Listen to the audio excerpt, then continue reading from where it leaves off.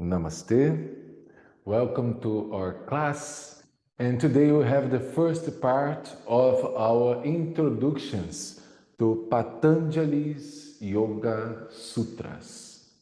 Patanjali's Yoga Sutras is the classic approaches, the first codification of yoga, and the basic, the most popular book regardless the yoga subject, because Patanjali's make the first codification, the first practical approach for get this state of unity with the divine, and he described it through this in that aspect of sutras that is like a pill of knowledge, so synthetic and contains a huge and large wisdom there, like in an alchemy, hermetic pills of knowledge, right? So Patanjali describes the path of yoga in 8 different paths. That's why it's called Ashtanga Yoga. But don't be confused. This Ashtanga Yoga is the classic approach from Patanjali's, because he described a 8 path to get to the goal, the ultimate goal, that is the freedom called Kaivalya. So Patanjali will do your sutras divided in 4 chapters, okay? Just for you as an introduction here. 4 chapters. First one is Samadhi Pada. Samadhi Pada. That is the hyper-consciousness trail, right? Or path. Path of hyper-consciousness.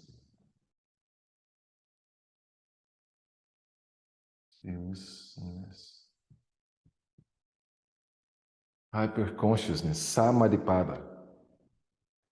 Sadhana Pada. In the Samadhi Pada, the path of hyper-consciousness, he will describe, detailing as a science, the aspects of the mind and the consciousness, right? In the second chapter, Sadhana Pada, it is the practical, Sadhana Pada, the practical path, or the path of the practicing.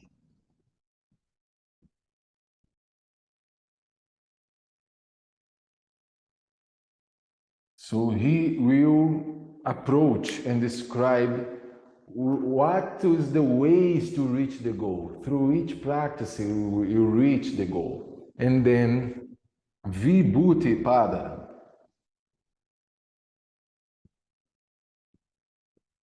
Vibhuti Pada, the path of powers. What do you get from this path of practicing to developing the high consciousness? So he will describe all the aspects we gain, the powers, through this approach. And Kaivalya Pada.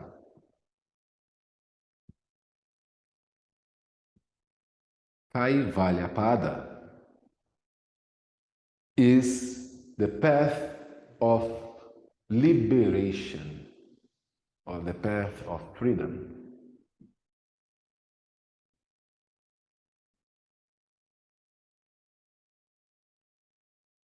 So, what is the description here? We're going to see Yoga Sutras of Patanjali like the first methodology, the first codification around the yoga. Back before it, we see in Vedas, we see on Upanishads, and mostly of the knowledge was shared mouth to ear, right?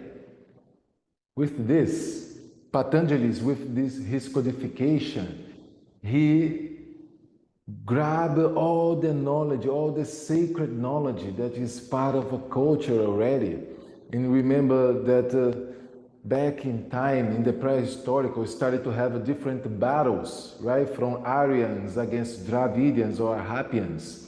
So when the Aryans invaded and they started to destroy, imagine all the culture for those ones who lose the battle started to disappear, right? Who wins tell the history, right? But Patanjali, in that classical period, he was Aryan Brahmacharya. But what he made is created that codification to preserve the knowledge, preserve the culture. Without Patanjali's Yoga Sutras, probably the yoga will not be survived until nowadays, right? Because it will be lost as the old tribes lost the war.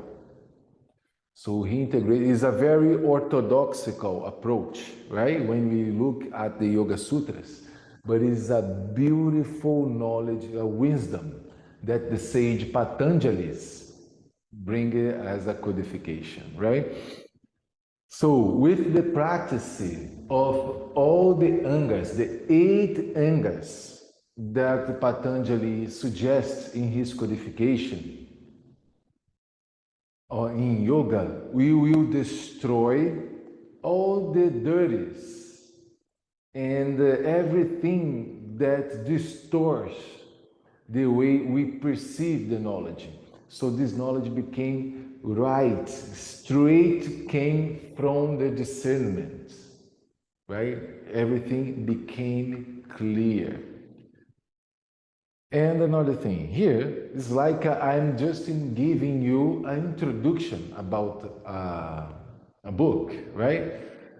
There is different editions, different authors, different masters and teachers already did these translations, different moments, influenced by different cultures and different languages, right? This is very important because you will see discrepancy in between editions. Just for you to understand,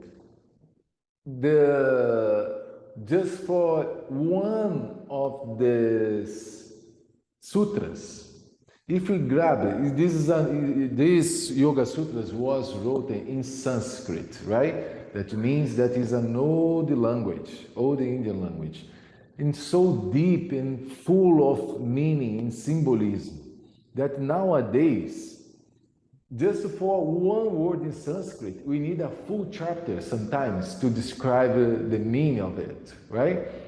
So imagine if in a pill, in a sutras, that is a pill of knowledge, a magic pill of wisdom, when we try to explain that nowadays, we need different resources. And people try to do it for a long time already. So we're going to face different editions, came from different masters, different enthusiasts.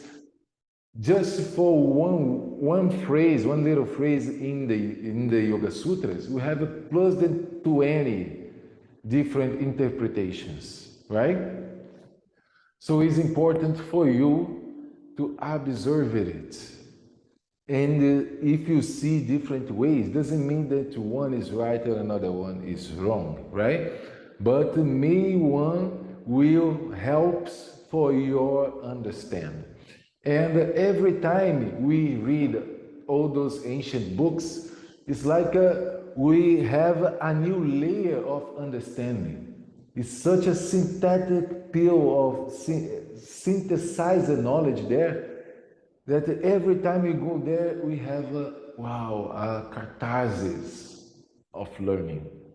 Different layers of your life, different moments in your life, every time we reach there, we get this beautiful juice of wisdom, right? In different ways, in different layers, So this class is an introduction, maybe to clarify a little bit more your path to study this beautiful book. And the same way as when we introduce a friend, right? I can say, oh, this is a good friend, has these skills and do this and this and that, but you only know the person when you get friend yourself, right? So I can't, you only know this beautiful book when you dive into the experience yourself, right? This is just to clarify a path and maybe bring an inspiration, because it's a beautiful way to look and to investigate the nature of our consciousness and our mind. Remember, when we talk about the tree of yoga, Patanjali's codifications in Yoga Sutras is a classical approach for Raja Yoga, the concept and the understanding of the king of the reality, the mind, right? And is a very orthodoxical way to reach the goal of unity, and before it, the liberation of everything that distracts us to contemplate our real and true reality. Does it make sense? Beautiful. So let me clean this, because this is just the beginning to understand this divide. Because as I said, it's a very orthodoxical text, so he described a path precisely. And one important thing too, Patanjali is based in Sankhya philosophy, right? Sankhya philosophy is naturalist. Remember this, is very important to pay attention on that, because the concepts around Sankhya will be very present in this literature, right? Okay, so Hatha Yoga Nusasana. Now is the explanation of yoga. This is the first verse, the first sutras. Now, the teaching of yoga, the explanation of yoga, the explanation around the unity with the divine. You see, I just say here many different ways, right? And you're gonna find way more when you start to look at different editions of it, right? So Hatha Yoga Nusasana.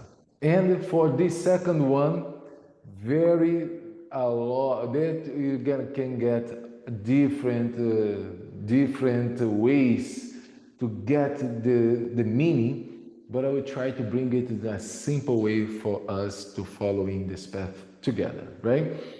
So now the explanation of yoga. Yogash chitta vritti nirodha.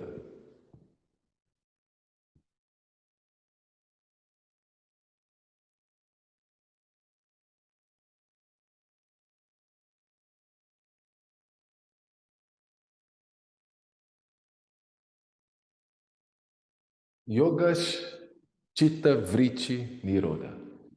The second verse, one of the most famous ones, because bring a great explanation about what we are doing here. And again, you're gonna see different translations of it, and sometimes a huge explanation for each one, right? But let's try to make it simple. Yoga Chitta Vritti Nirodha. According with the Master de Rose, the translation will be something like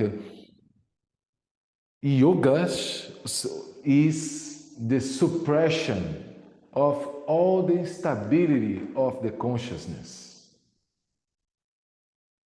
Let me repeat this. Yogash, the action of yoga, the action to create that state of unity with the self and the divine. Everything regardless this practice, this unity, it happens when we suppress all the instability of the mind.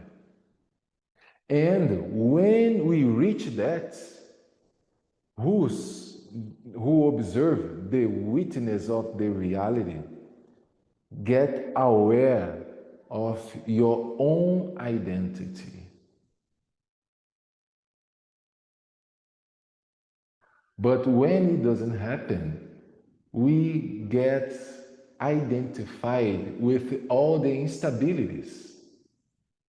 Does it make sense? You see? You see the... Open your phone, Sina, please. Repeat it again. Oh, for sure, for sure. So, yoga is the suppression of the instability of the mind. Because when we reach this suppression, the observer gets aware of his own identity. Or else, we identify with the instability itself. Right? So look, we already are our own nature in the divine, right? But we are attached to different realities.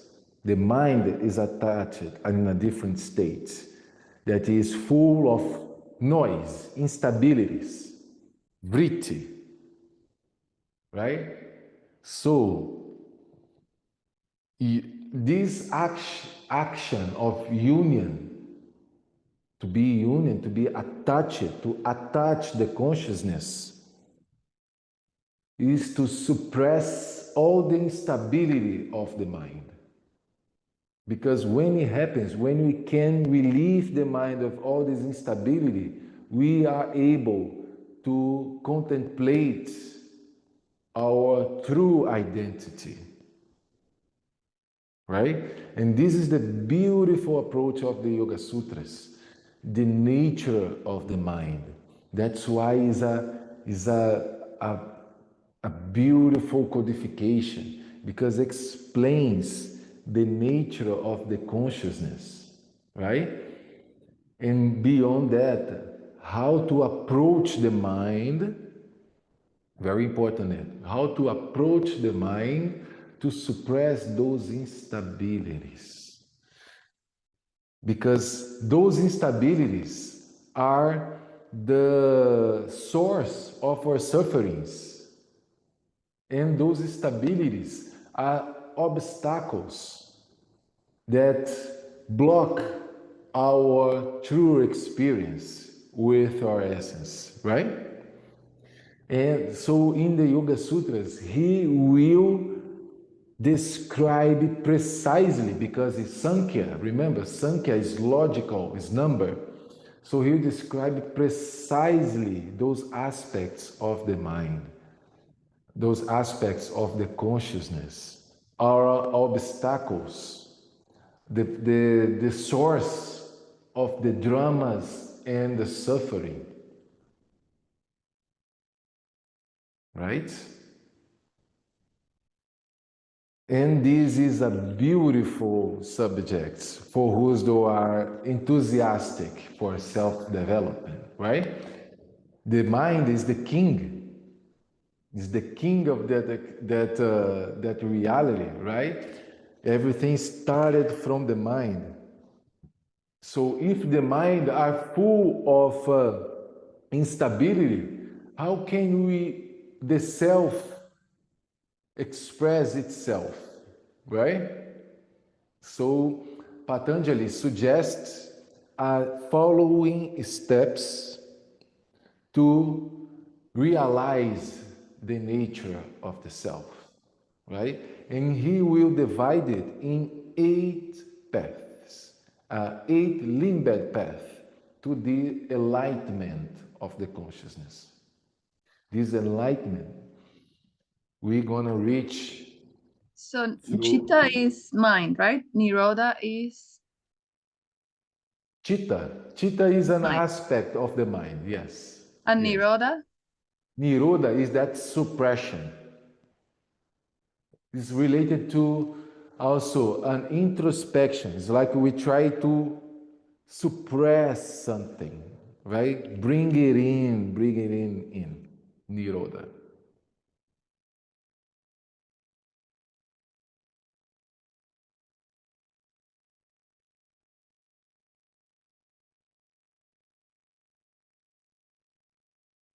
So, to destroy all the dirtiness and to suppress all the instability, Patanjali will suggest a eight-limbed path for the enlightenment of the consciousness to reach the goal of liberation. Yama, Nyama, Asana, Pranayama, Pratyahara, Dhyana, Dharana, Samadhi. I will write it down here. Okay? Yama,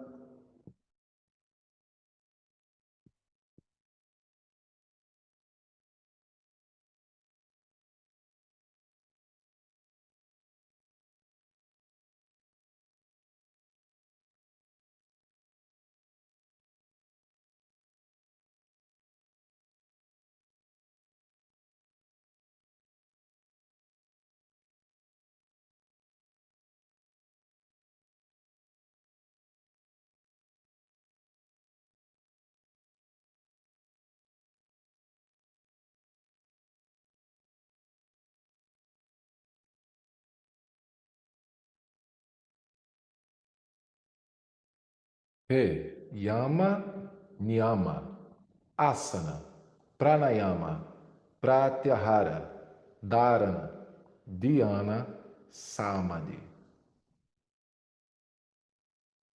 So, each one of those paths, the codification of Patanjali is orthodoxical. So you go each path following to reach the ultimate state, right? So the first two ones, those two first ones, they are related to universal morality and personal observance. Universal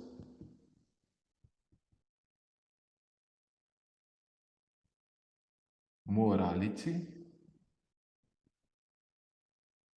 and personal observances.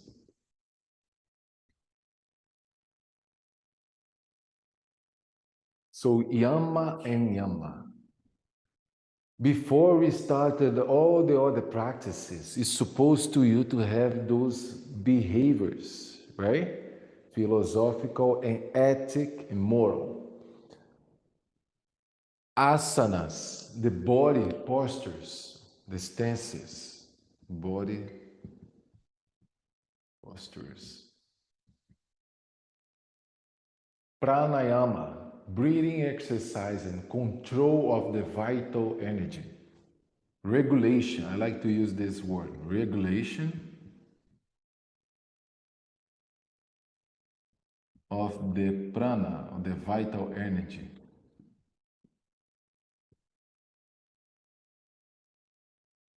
In português, como dice você isso? Hum? Regulation? How do you say in Portuguese? Regulamentação, regulação do prana. Regulação. Okay. This is right? Sí, eu See? penso. I was thinking in Spanish because I like the okay. word regulation too.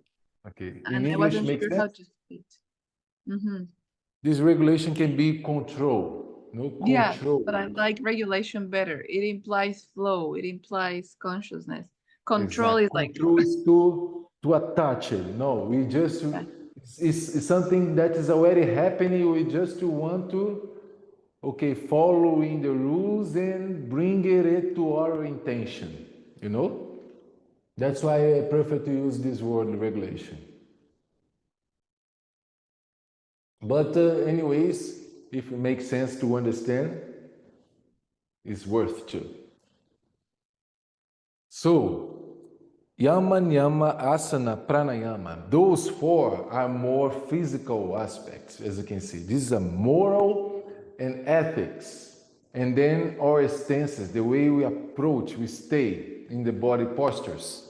And the regulation of the vital energy, controlling the breath, but regulating the vital energy, right?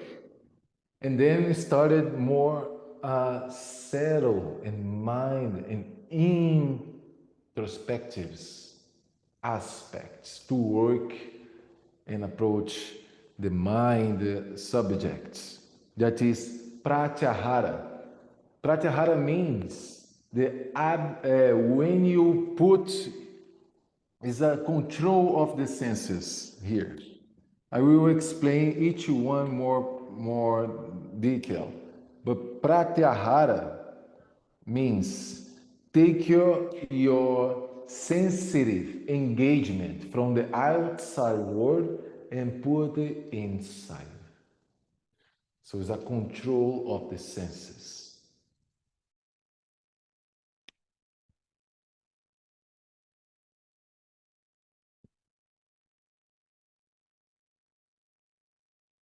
Beautiful. Dharana is concentration.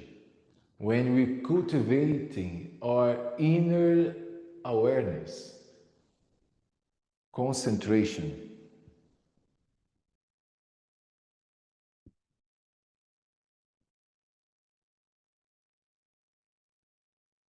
Then, when we stand in this, you see, is a following steps, right?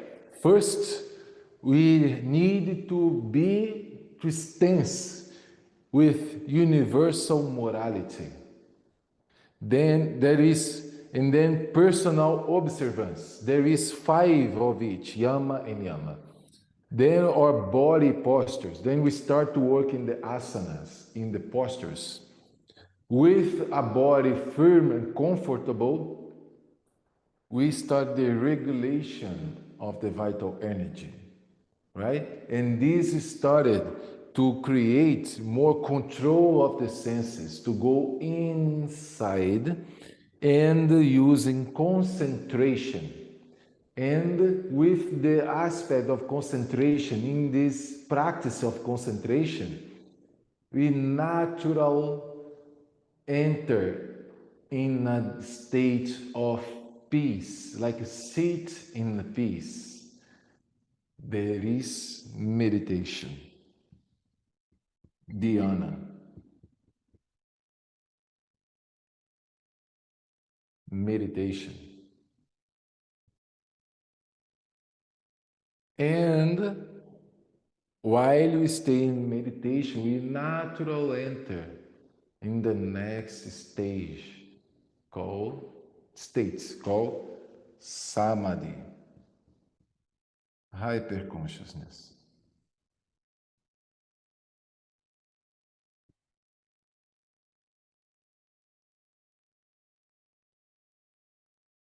I like to use this word too, as Master De Rosa, hyper consciousness, because we are already used to get consciousness as one aspect of the mind, right? Hyper consciousness, what it means with samadhi, is when we disintegrate all the aspects of the lower mind and just contemplate the awareness of be the self. And with this, we're gonna, with all the practices suggested by Patanjali through these angers, as I said, destroy all the impurities, the dirtiness, and suppress the instabilities, right? With this, we're gonna see an impact within yourself in different layers. And Patanjali will describe it very precisely to in the other following chapters, right? But first, let's pay attention here in those aspects we're going to use here. So again, yamas and yamas, 5 principles of universal morality. Niyama, 5 principles of personal observances, right? Then asanas, all the organic texture techniques with body postures too. And very funny, I'm gonna talk about one of each, but here we just gonna see the sitting postures, not all the full range of asanas like we see nowadays. And then pranayama, the regulation of the vital energy, to get the abstraction of the senses and controlling the senses with pratyahara, concentration, mental concentration, dharana.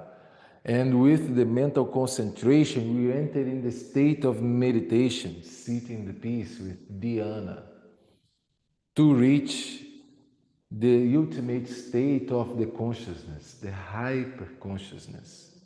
This state of hyper consciousness, of completely awareness. So through this, to this, when we observe this, the obstacles that block ourselves to contemplate this started to disappear, right? And Patanjali will describe those specifically one's obstacles. This I let for you to dive into the text, right? It's just a little tip.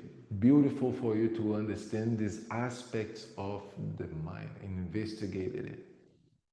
But important here to understand, let's try to start with the first path, the first anga suggested by Patanjali, the 5 universal moralities, Yama, the 5 Yamas.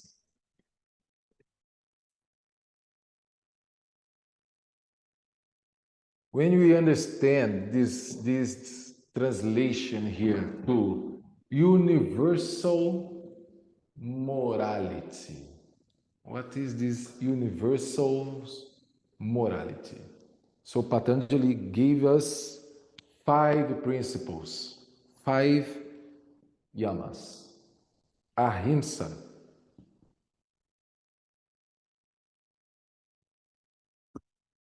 satya,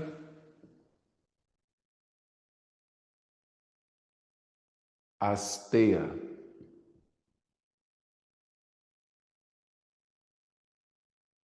brahmacharya,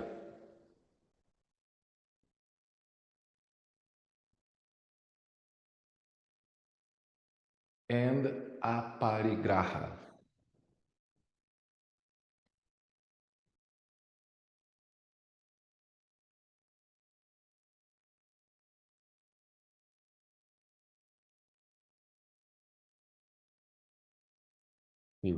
Ahimsa, we're gonna see this many different ways too. Many different ways. Again, each translation is full of influence of the philosophy, of the behavior of the society. That each master depends of each moment. He will gonna say if he is more orthodoxical, if he is brahmacharya, if he is Vedanta, if he is Sankhya, if he is Tantra. All of this will gonna influence the way they will describe, right? Because Patanjali's it is in practically all the approaches of yoga in different ways, right? Through the years, people are studying this and try to translate and try to bring the light, keep it to the light, right? So there's different ways to us to see. Again, try to be simple here. Yama, the universal moralities, started with ahimsa. That means no violence. No violence. Don't be aggressive.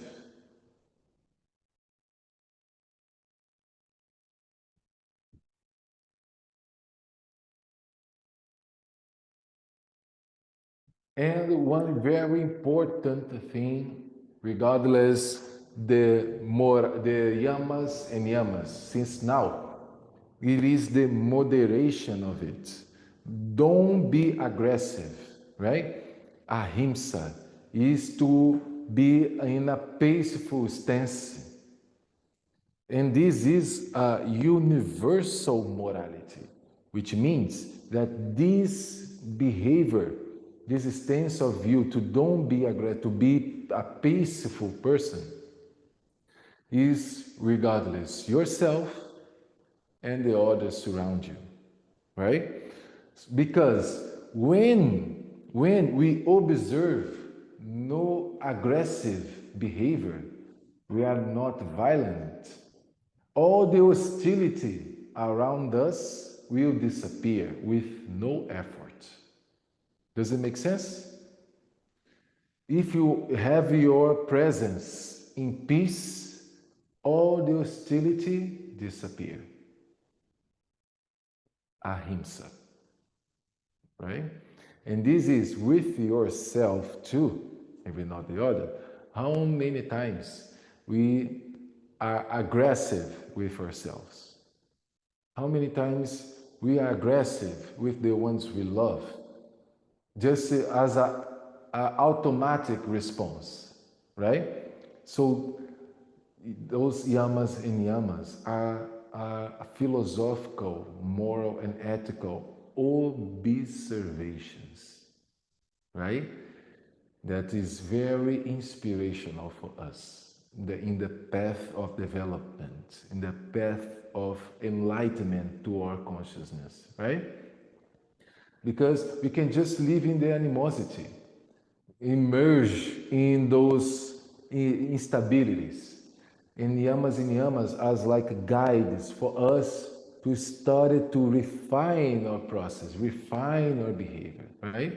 And Patanjali gave this as a first approach. And we're going to see that this will change in the Hatha Yoga approach. That's why we didn't start our teacher training, say, okay, ahimsa, blah, blah, blah. We're starting doing right now in our study, but we're going to understand why. The Hatha Yoga changes this approach. We're going to understand why a little bit more classes in the future, right? But it's important to get this observation for ourselves. This we're going to blossom through the practice of yoga naturally too.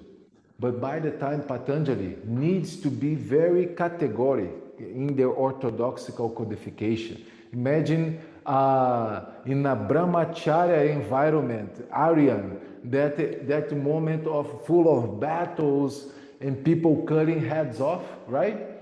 Imagine if you don't adopt that conduct, that behavior to don't be violent in that environment, it's impossible to practice such a thing, right?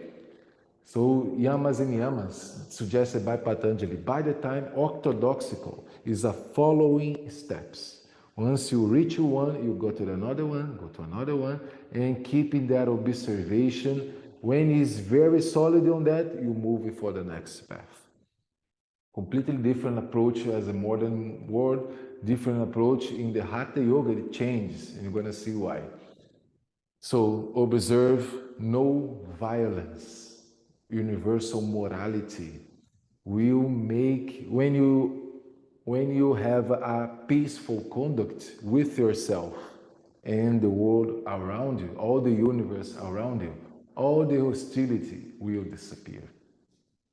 Ahimsa. So we have satya, can be as our orthodoxical way translated as don't be a liar, don't lie, or the truth, right? I like to put it here, don't lie.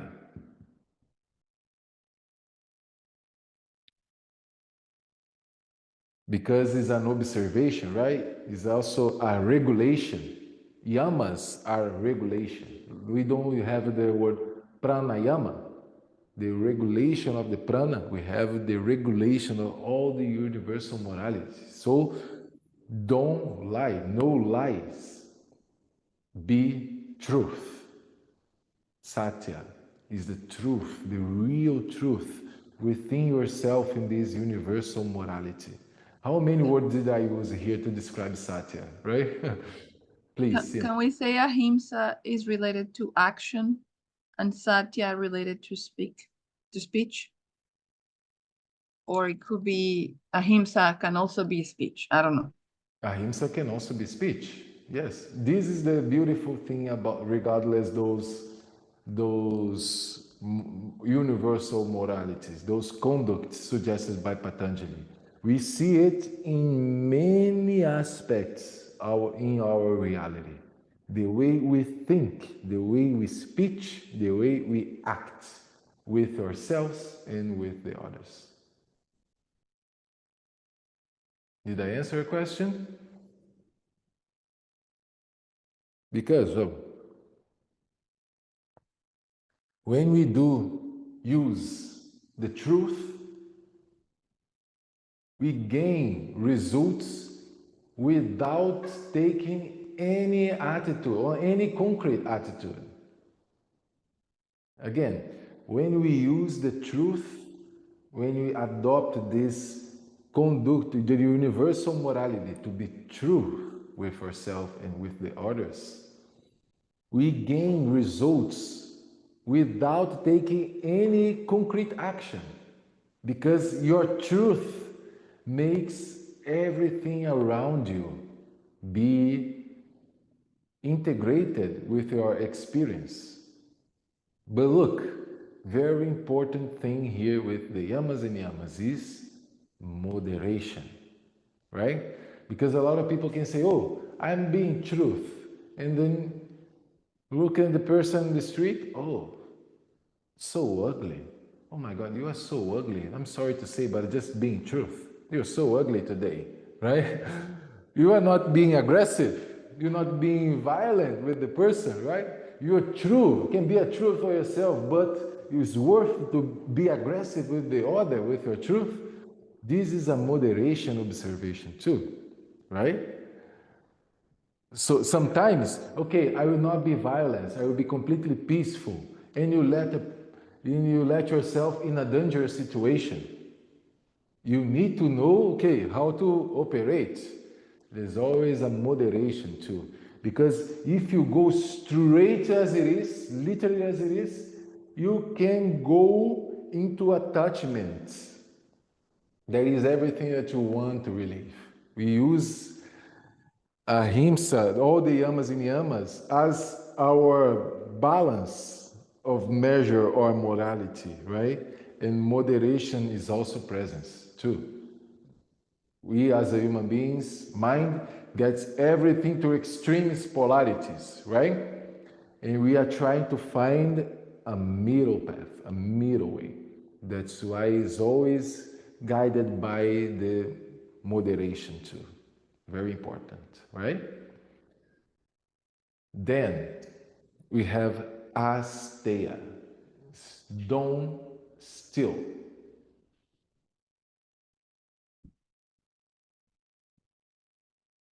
No steal, which means be honest. Make sense? Be honest, don't steal. And we are talking about many things here. You can look at this in different aspects of our reality, right? How many times we say that, oh, you stole my idea, for example, right? We just attach it for the things that are not ours, right? And this is something that we need to observe as a universal morality to our conduct, to refine our experience. Because when we observe the honesty, when we are honest with ourselves and with the universe around us, all the richness is attracted to us. All the richness. It do not mean money, just the richness of this universe is everything, regardless our fulfillment of the experience, right? So to be honest with yourself and with the others, guide us to attract all the richness of this life. I also heard that it had to do with not taking, so if somebody lends you a car, let's say, and you say that you're gonna only take it 4 hours, but you take it 6 hours, that's kind of stealing too. You're gonna Yes. return the car, but you're taking more than what you committed to. That's regarding time, that's regarding attention, that like it's beyond 100%. just taking a thing. That's what I read. 100% makes sense for me too, Sina. And you see how is settled, right? It's a settled aspect for our behavior that when we start to observe those rules, we see, oh, how I am out of the place here, creating a lot of noise in my experience. When we start to observe it, we start to refine, regulate our conduct as a consciousness, not only as a social human being. All these terms came from the who's are guiding the experience, guiding the observer, the witness of the reality that is in the car, just guiding the path. Sometimes it's just in automatic conduct, doing whatever, it's putting the head in the wall, being aggressive, right? When we start to developing ourselves, all of those all other aspects can guide us to polish our experience, to refine.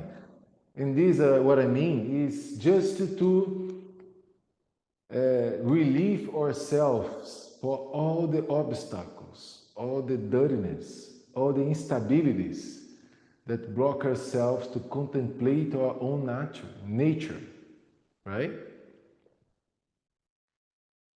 So asteya is to be honest, take honestly actions with yourself. And you see, in details in life, we can observe it. Like, okay, I'm stealing your time because I took your book more than I expected, and I didn't let you know. I just stealing for a little bit more time. It's just a little bit. Who cares, right? Who cares? It's just okay, a few minutes. But if you observe the honesty, the true honesty as it is, you can have a more harmoniously conduct, right? And moderation too. Always be modest, because I just being honest, but you don't value nothing. It's just being honest for me. What is that type of action too? There is all the things that you can observe that may guide you, and you see that it's not worth to take some type of actions that distract you for your path. Those are the beautiful guidance through those universal moralities and ethic regulations, right? And brahmacharya. Brahmacharya. Oh, this one is also, how can I say, a taboo sometimes when you start to study this.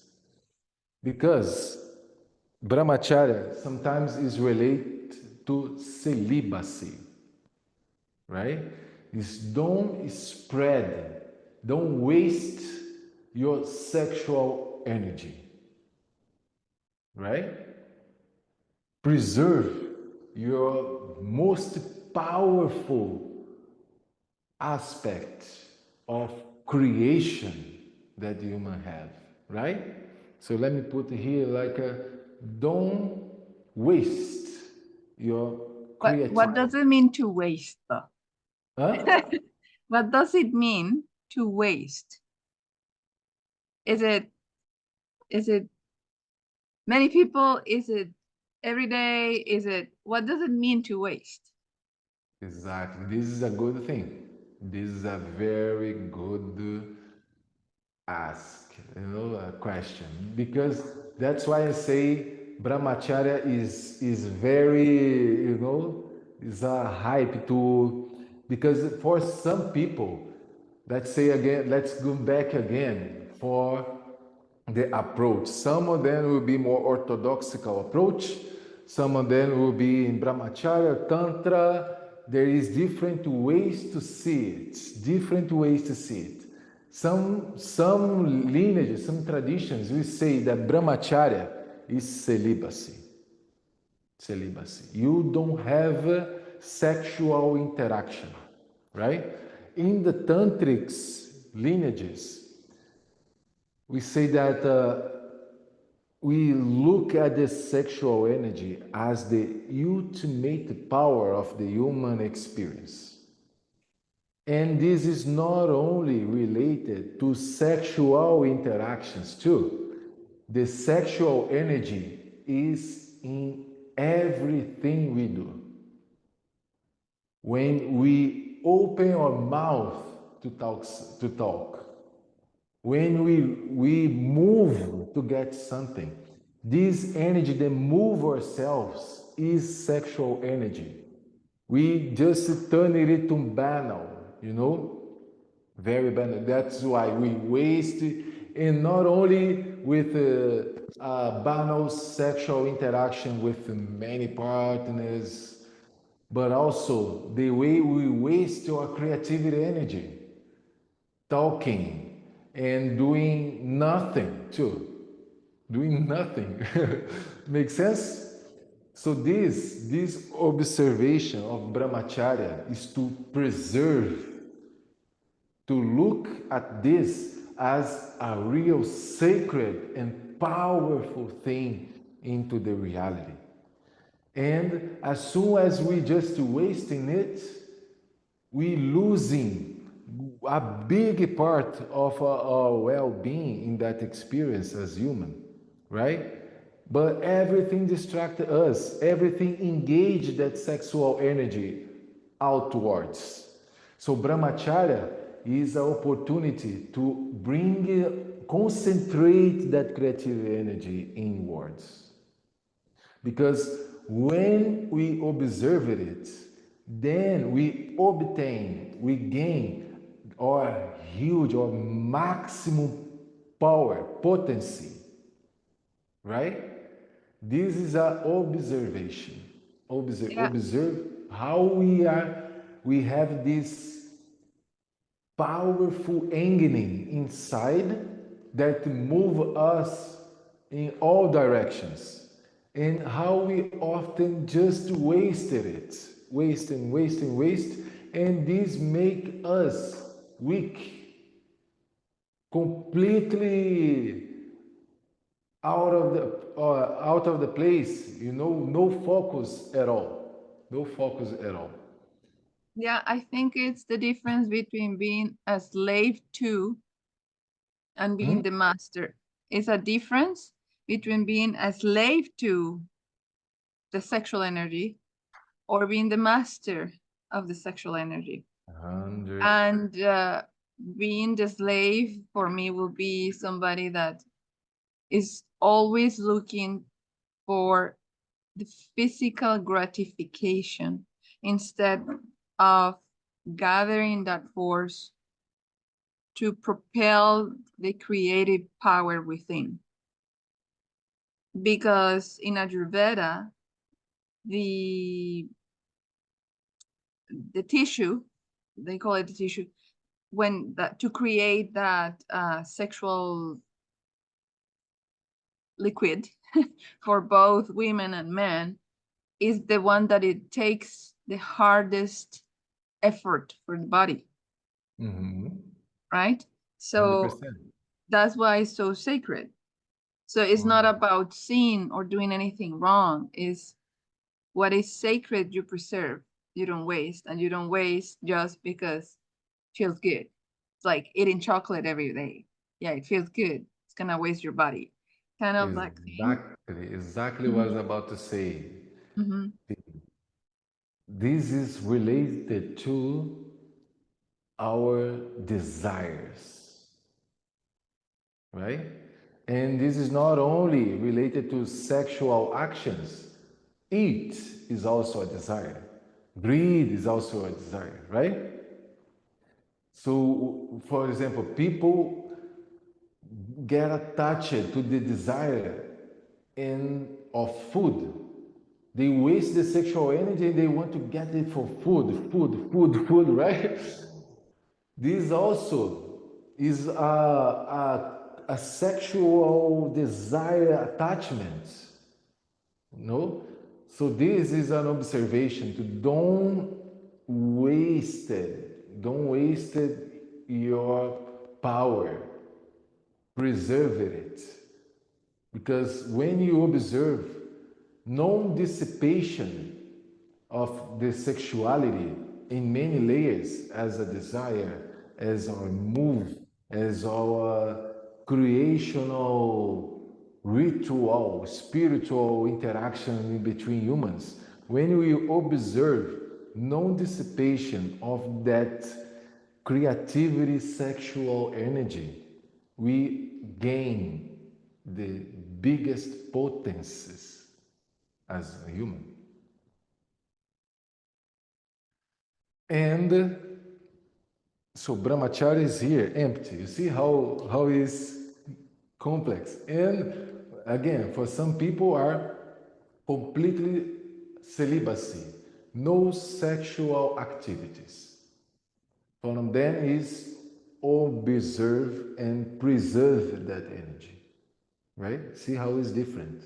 And you can see the same book, different translations, different approaches, different concepts. That's why I'm bringing both for you to be in your path and dive into whatever edition you're going to grab the knowledge for you. And also, doesn't mean that one is right and the other one is wrong, right?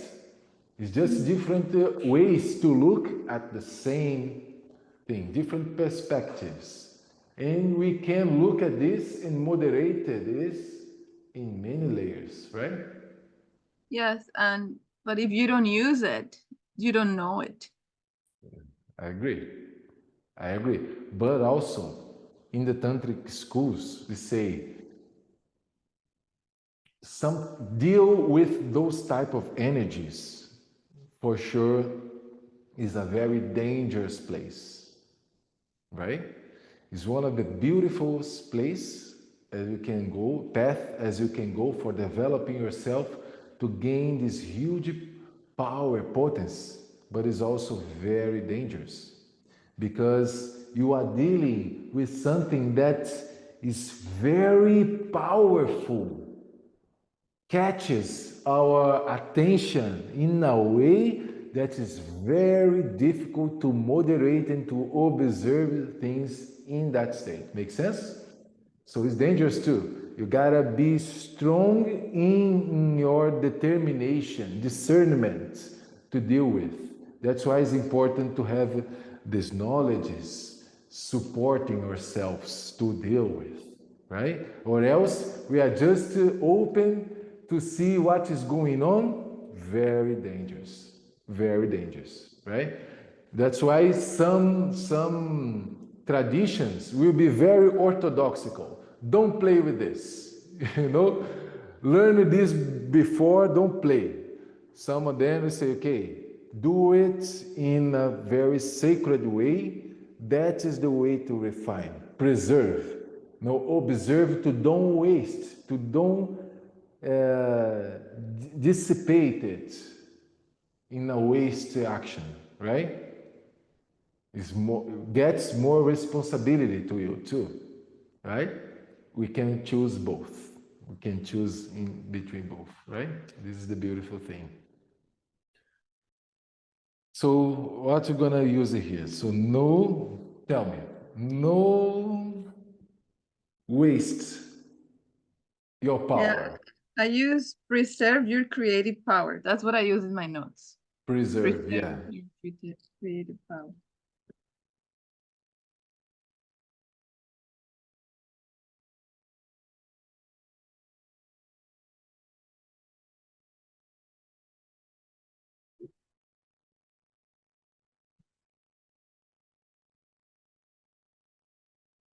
Preserve creative energy. And the last Listen. one, the last word is aparigrana Aparigraha. graha with an H. With H, yes.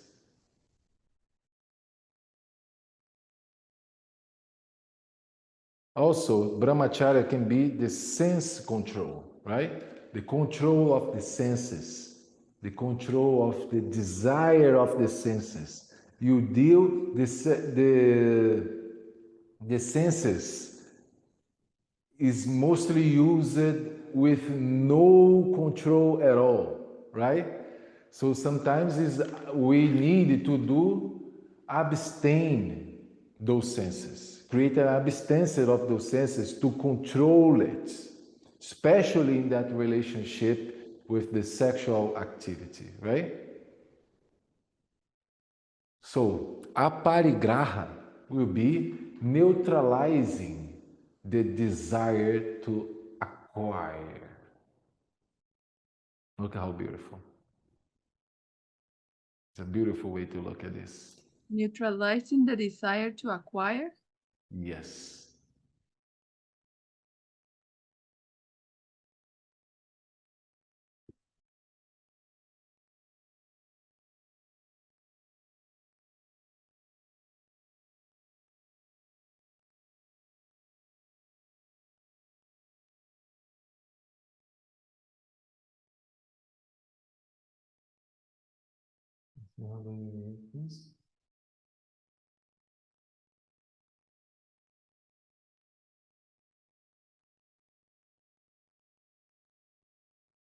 Neutralizing the desire to acquire.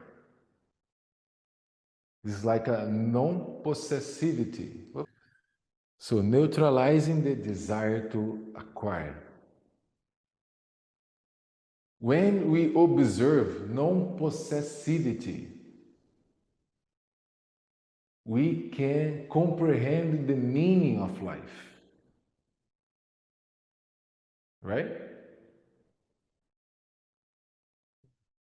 I repeat again. When we observe non-possessivity, don't possess the things, we comprehend the meaning of life.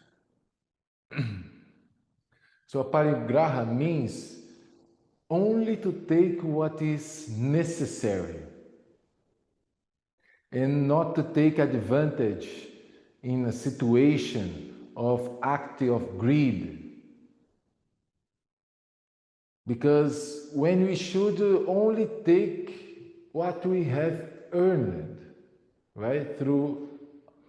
And if we take more, we are exploiting someone else. Make sense? If it's not my my earned thing, someone it is being exploited. And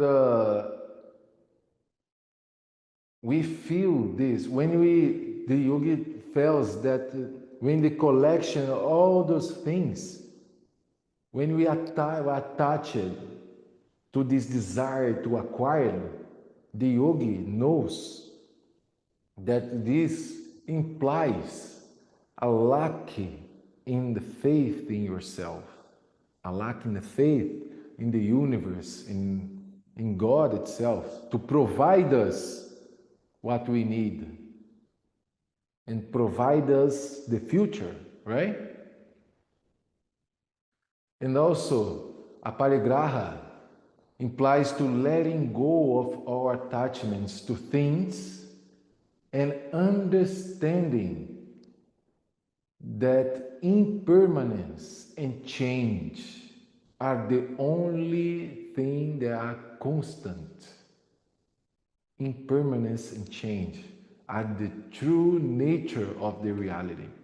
So when we are attached to things, when we greed something, we are actually lacking of faith in ourselves, that everything will be provided in our experience.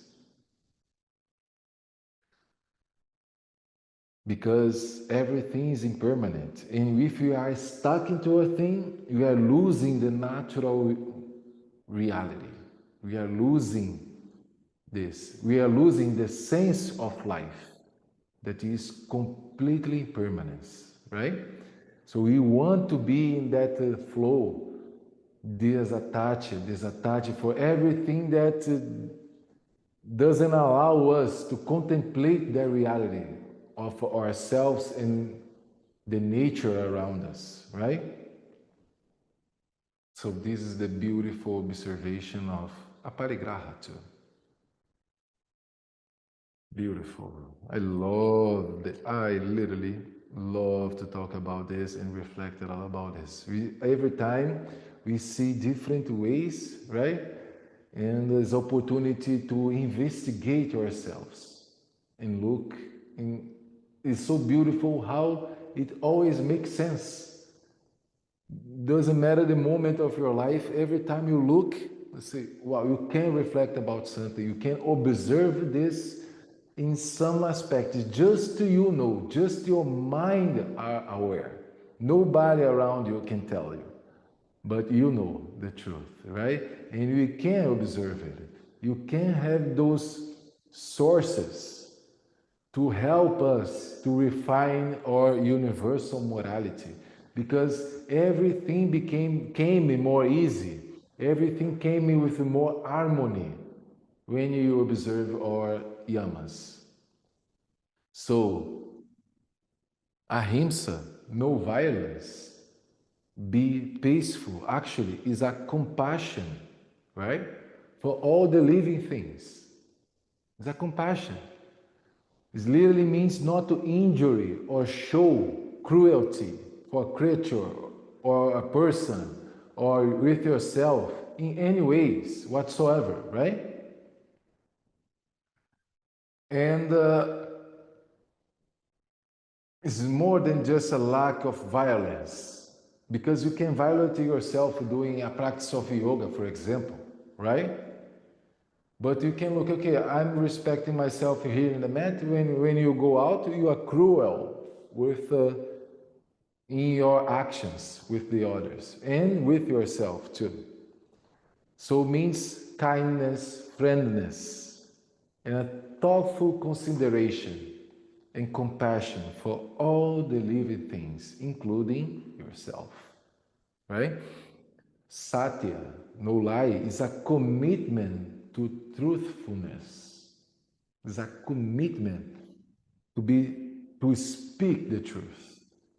But this is also a behavior with yourself too. Not only to speak the truth in all the situations, and you can be violent and cruel with some people too, right? You can harm someone unnecessarily. This is a moderation too. So we have to consider what we say, how we say, what way it are affecting, will affect the others, right? If I speak the truth, has negative consequences for the others. It's a commitment with the truthfulness. And this is in different subtle aspects too. When we deal with conflicts within our relationships, right? What is the truth behind it? Is an observation, right? Constantly observation with that commitment. That's why it's a regulation for universal morality, right? So asteya, no stealing, Is already the opposite to taking nothing that does belong to us. We're not taking nothing that does not belong to us. And it also means in situations where someone entrusts something to us, or confident. How many people say, I want to tell you something, please don't tell anyone. And then you, okay, I was just gonna tell this person here because it's not a problem. Just this is already something. You are taking for you something that actually doesn't belong to you, and in some kind of way taking advantage of it. Why to say something that is not don't belong to you? It's just to have some kind of reward to it, right? Speaking the truth, that there is always advantage over there. So it's an observation very important to look at it. Still, it's not only okay, rob at a house, right? It is taking for you something that doesn't belong. Taking for you something just to take advantage of something. No, still includes not only not take what's belong, does not belong, or any without permission, but also using something for a different purpose than intended to. This is very, very deep to look at it, right? Other persons, you stealing. This is a type of stealing, right? This is what we want to detach and refining our experience. That's why we have the beautiful guide of the Yamas.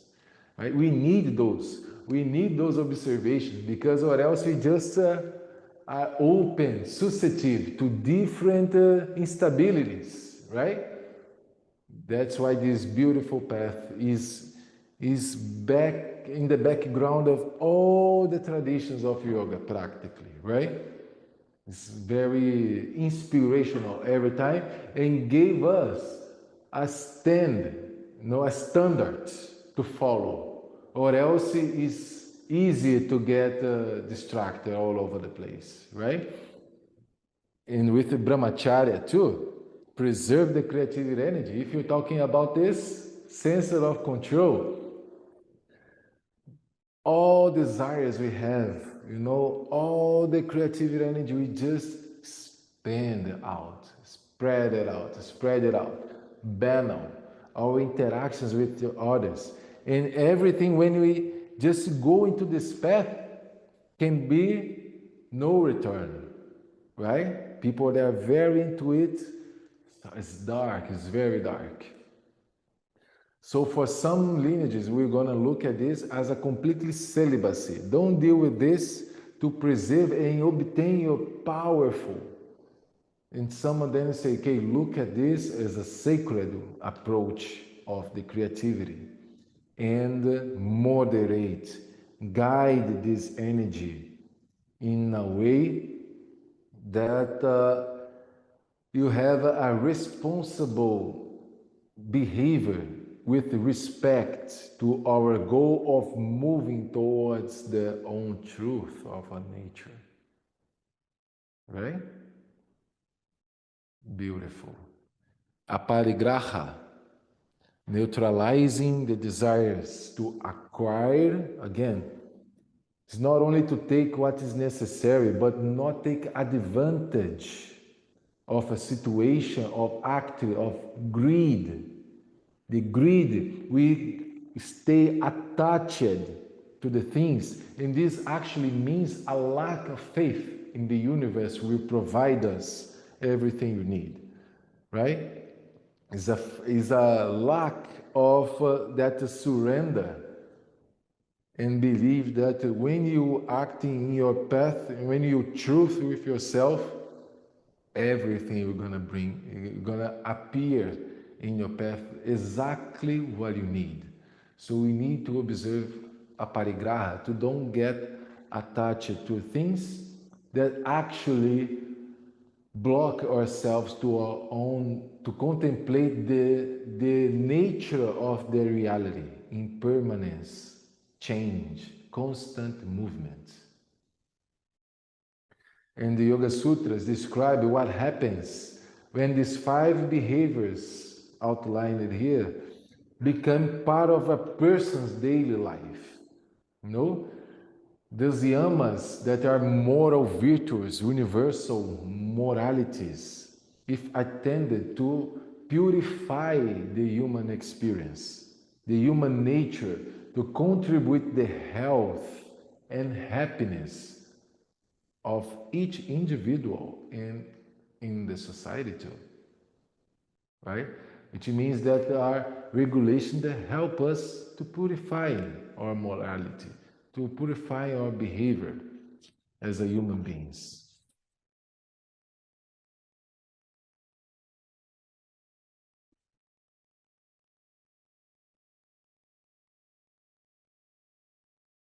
Great. Great. So, with the niyamas, just gonna go to the next one, niyamas. Good?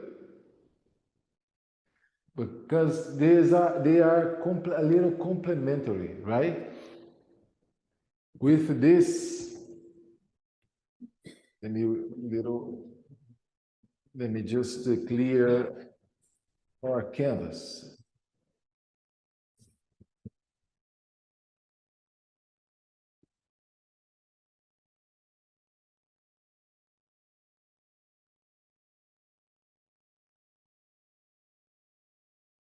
And let's go for niyamas. Let me just put in here. Niyamas will be more like a personal observances or ethic observances.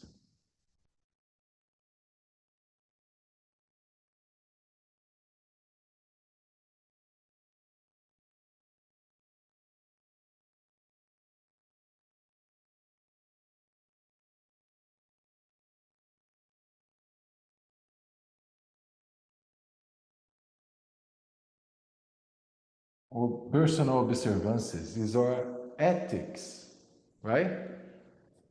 Is our ethics. And it's very important to be aligned with this. Niyamas will be the rules, and those rules are prescribed for personal observances. Like yamas, niyamas will be also 5 prescriptions, and are not exercise or actions. You know, is more than an attitude, is a stance, the way you are with your personal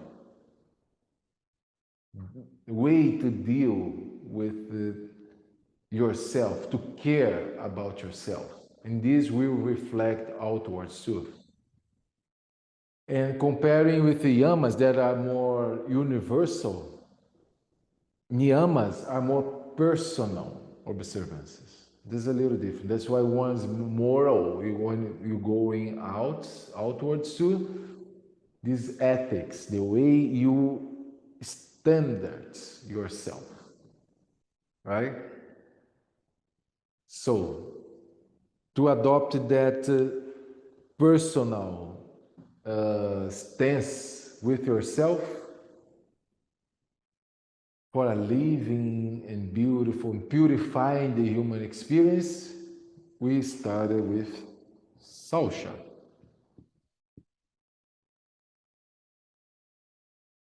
Sausha is purity. Sometimes related to cleansings too. Be clean, right? The first niyama, Sausha, meaning purity and cleanliness. Because it's also inner and out aspects. No, cleanliness has much to do with the healthy, the purity of free functionality of our body, of our organs, that will impact to the clarity of a mind. How can a mind can have a fast thoughts, fast awareness if the body is dirty, right? Some people cannot sleep with the foot dirty, for example. Just an example, right? It's like your mind cannot relax if you're still dirty from the day. And it's very important to observe it, right? We have now practices of hygiene in your daily basis. When you wake up and brush the teeth, when you clean the ears, right? When you take showers, it's important to observe a cleanliness of the body, of our reality. What you are putting inside your mind? How do you feed your mind? How do you feed your body? You keep it clean, you keep it dirty. Practicing now is all this cleanness, this purification aspect is an ethical and personal observances too, right? The cleaning is an important approach of the yogis, very important approach of the yogis. The observe sausha, the purification of the body through the hygiene, of the mind through what you are feeding your reality, right? And all the practices we do through asanas and pranayamas is to look to, and satkarmas and kriyas are to purifying the body, to bringing harmony for the mind too, in a physiological way for our organs, or blood system, or nerves. And more important than physical cleanings of the body is the cleansing of the mind, disturbed by emotions like hatred, passion, anger, greed, delusion, pride. All of this we want to purify out from our reality, right? So the observe sausha as the first niyama. Then we have santosha.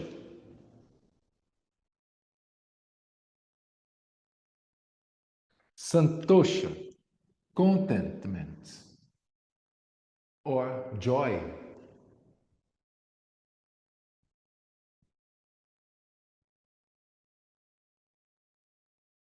Contentment, joy,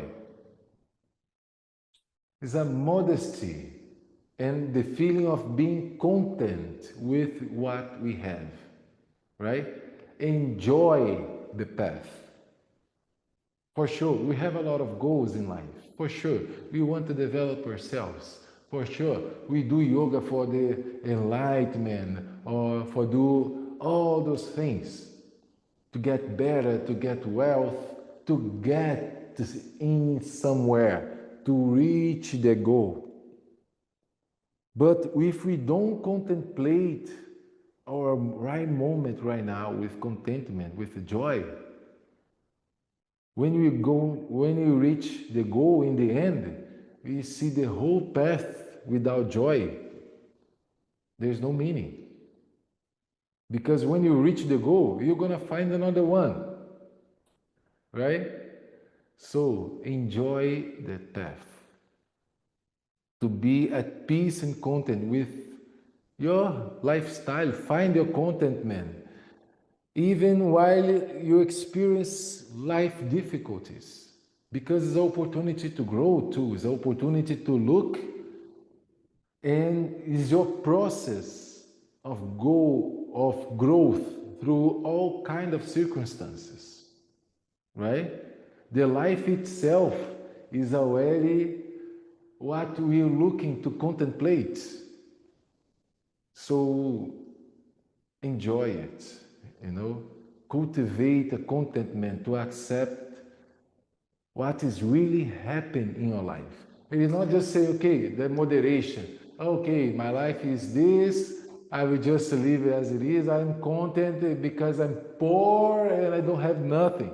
It's not about it, too. No? But you can look at this situation as an opportunity for you to grow. And this is the real contentment. It's not because, oh, I'm enjoying the difficulties of my life. It's not about it, right? I'm enjoying because I am lucky some things for my well-being. No, it's not this. But it's not enjoying the feeling that the circumstances is giving to you. This will be torture with yourself, right? But when we observe the contentment, when we observe santosha, means that we are looking for those circumstances as an opportunity to grow. We find a limitation, we find a lucky, and thanks God we have the opportunity to look at it because we can grow through it. If we are not looking, if we are not observing this, we are just being beaten by the life. Does it make sense?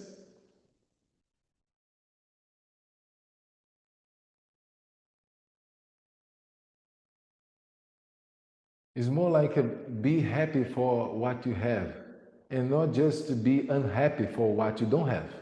You see the half glass full, not the half glass empty. Right? I love the metaphor of the glass. Sometimes I am out and say, oh, I'm looking for the empty glass right now, half empty. We can look at the half full glass.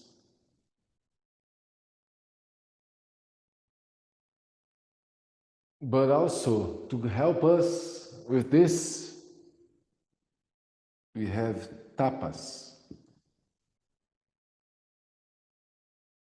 discipline.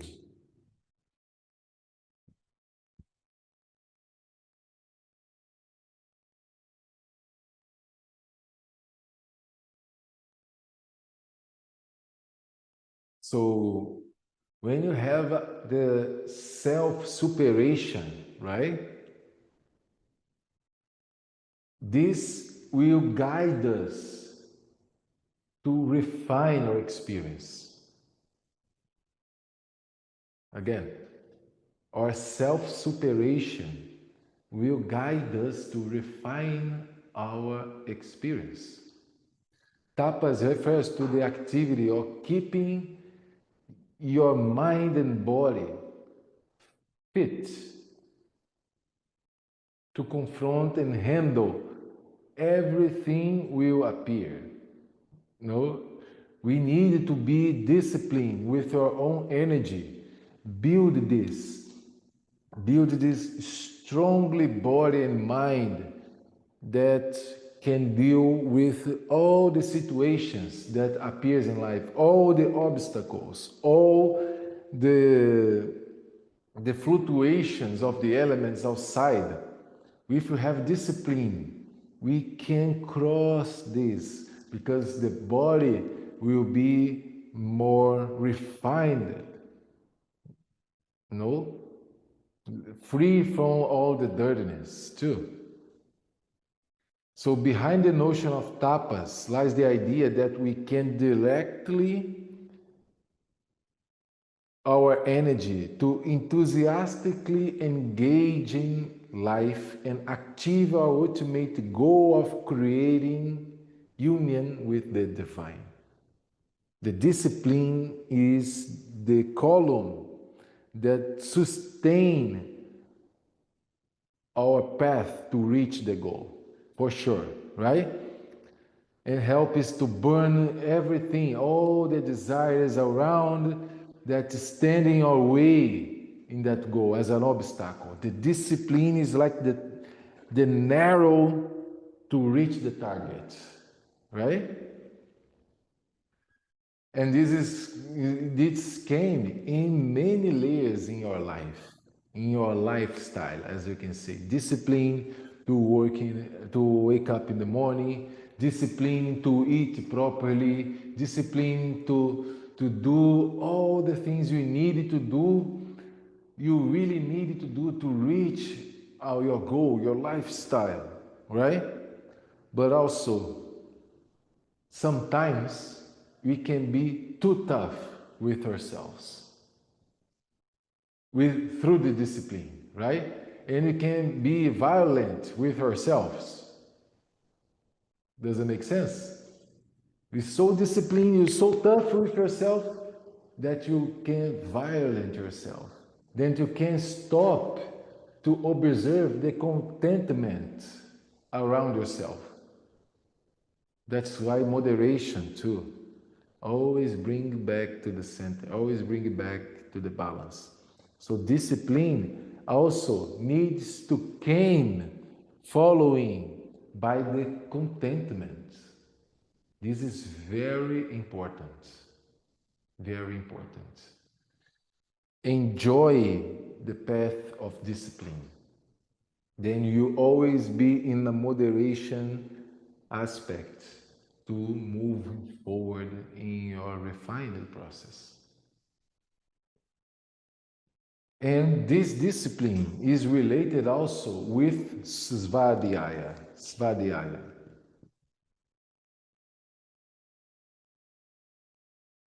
Svadhyaya, self-study.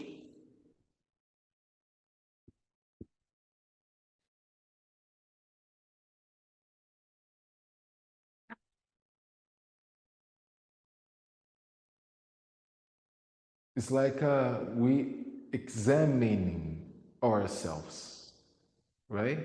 Inquiring ourselves, investigating the reality of the self, self-study, an activity that cultivates self-reflective consciousness is svadhyaya. When you look and okay, let me think about let me consider my actions, let me consider my thoughts, right? That reflection, that examination of the self when we learn is svadhyaya. It means to intentionally find self-awareness in our activities and efforts, even to the point to welcome and accepting our limitations. This is when we most learn, when we find a limitation and we accepting it, we welcome it to learn from it, then we grow, right? How can we look at just to our qualities and our skills and keep developing the skills, and keep a lot of things behind? You keep limited. So when you look at your limitation, you're literally expanding your range of awareness. And it teaches how to be centered and no reactivity to dualities. And don't get into self-destructive tendencies, right? You look at yourself as and find your teaching through your self-study. And this gets you in contact with the highest, I can say this, highest layer of knowledge. Because when you look at yourself, when you self-study, you are getting contact with something beyond, way beyond all the books around can teach us, right? There is a collective consciousness, a collective mind that we can access, and is here, is everywhere. The consciousness, the higher self, is always present, always present. We just sometimes are not open to hear ourselves. So svadhyaya is the moment that you create the introspective reflection to look at different aspects. And from that reflection came a beautiful teaching. That's why it's translated as self-stood. Right? And through this, all these personal observances, there is one moment that is a surrender to the experience, right? It's the completely celebration also of the spiritual aspects that is beyond our comprehension, beyond the personal observances. Ishvara Pranidhana.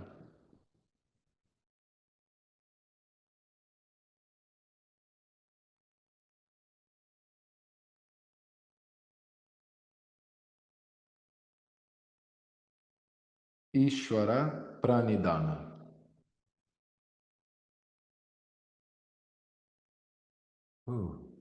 It's like a Ishvara Pranidhana. Pranidhana. Let me write better here for you.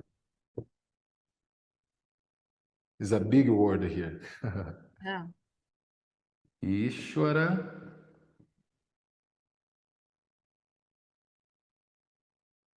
Pranidhana. You can write these different ways. Okay, let me put like in the book. Ishvara. Isvara. Some people say Isvara. But the pronouns more close would be Ishvara. Okay? Ishvara is the master, the great master, the consciousness of the universe, or the creative aspect of the nature, completely related to our, it's like we are the sparkling of it, of Ishvara, right? Our highest self is a sparkling of the consciousness of the creation, the God aspect, right? We have this sparkling within yourself, or soul, or essence. We call it many names, many names. But the Ishvara Pranidhana, the personal observance, will be to lay all your actions surrender to the God. Surrender to the experience of the creation. And then we're going to see different ways to approach it, depending of philosophical behavior, if it is Vedanta, Sankhya, if it's Brahmacharya, Tantra, different ways to see it. Some of them will say, okay, you surrender everything to the feet of God. Right? It's a spiritualist way to describe it, right?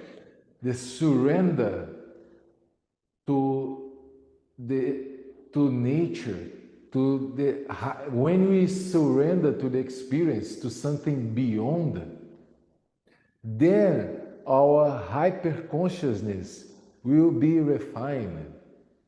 It makes sense. It's our own self. When you reach your maximum as you can, there is a point that you just jump, right? There is something beyond. That's why all our actions gotta be considered that aspect of the reality, that it is something beyond a big architecture of that reality, right? That we are part of and is beyond our control. We can control some aspects within ourselves, but we are part of something way beyond that we need to surrender to. Ishvara is more related to God, aspect of the creational aspect of the nature, right? Pranidhana will be the surrender to it. It is the recognition that the spiritual surfaces everything through our attention. We are part of the Creator. We are part of it. And this is beyond our comprehension. So there is a moment beyond the self-study, beyond all our reality, there is a moment that we need to surrender for something that is bigger to us. And actually, we are part of it. Right? So this observation is like we look everything and recognize that in some omnipresent force larger than ourselves that is guiding and directing the course of our lives. We have lots of ways to see it, right? We can describe it as a God, we can describe it as the creational aspects. Call it Ishvara, call it Shiva, right? There is something beyond, and this force is larger than ourselves, in some kind of way, guiding and directing the course of our life, right? It is something that is present every time. And the observation of Ishvara Pranidhana is to celebrate it, surrender it, and look around you and recognize it everywhere, everywhere. And looking within, you would recognize it too. Right? Many ways for us to look at this. I hope this brings an inspiration for your study with the Yoga Sutras, right? Because this is just an introduction, it's just the tip of the iceberg. Only through your own experience to reading this, to catch this in different moments in your life, for sure you get different layers of understanding, and as a light that turned it on, became your path more clear and smooth, for sure, right? And it is some observation that started to refine our experience as a humans, right? Refine the way we deal with yourself, removing the dirtiness that is not necessary. When we look, we are attached to so many things that are completely unnecessary and just delay our goal, our target to be free and live a beautiful life, right? And it happens all the time. Sometimes, okay, we find the good and then we go because it's impermanence. It's completely changed. So it's always beautiful and sacred to have those standards, those regularizations that help us to keep our path, right? That's why this beautiful codification, this approach of Patanjali is very important to bring it here to our teaching process, right? As yogis and aspiration to be teachers too, to understand all these ethics behind this practice. It's not only about to move the body in different acrobatic, beautiful postures too. No, no, it's something that is related to the human experience, the self identified with the aspect of the nature, and we are part of it. No, our modern world creates a lot of noise and obstacles for us to contemplate that reality, right? And the yoga, as Patanjali described, is this state to be united with the divine can be remembered when we started to suppress all the fluctuations of the consciousness and the mind. Because when it happens, we can remember our true reality. Right? So we started with the yamas and yamas as universal moralities and personal observances to refine our behavior and our stance to start our exercise or practicing to refine our perception or consciousness, right? And this we're gonna keep going through in the second part of this class, right? For today, we're gonna stay with our yamas and yamas to get this inspiration and reflection, right? And I hope it bring it to you in your studying. I hope you guys have a beautiful day. See you next class. Om Namaste. Hello, everyone. Let's start today our second part of these introductions of the Yoga Sutras of Patanjali. So, the idea here is just to bring some concepts to guide you during this process when you dive into your self study, right? Because we are talking about a process of or a path that Patanjali codified to investigate the reality and refine the experience of the consciousness, right? So everything I can speak here, every words I can use is just uh, the top of the iceberg. It's just a brief introduction, as like I try to introduce you a friend that you never met before in your life. I can use many words to describe this person, right? But when you met this person, the energy, yourself, the way you're dealing, you're going to have your own impressions, right? So this is a process that requires your own experience. I can have this for yourself. And every words I bring here is to bring this enthusiasm to get connected with this path of investigate the reality, right?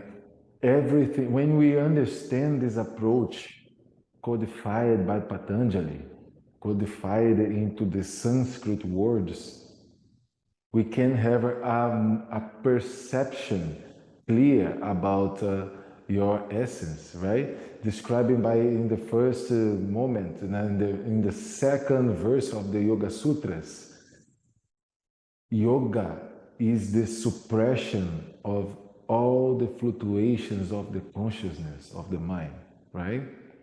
So to reach that requires your effort, your own stance of discipline to observe and investigate that reality.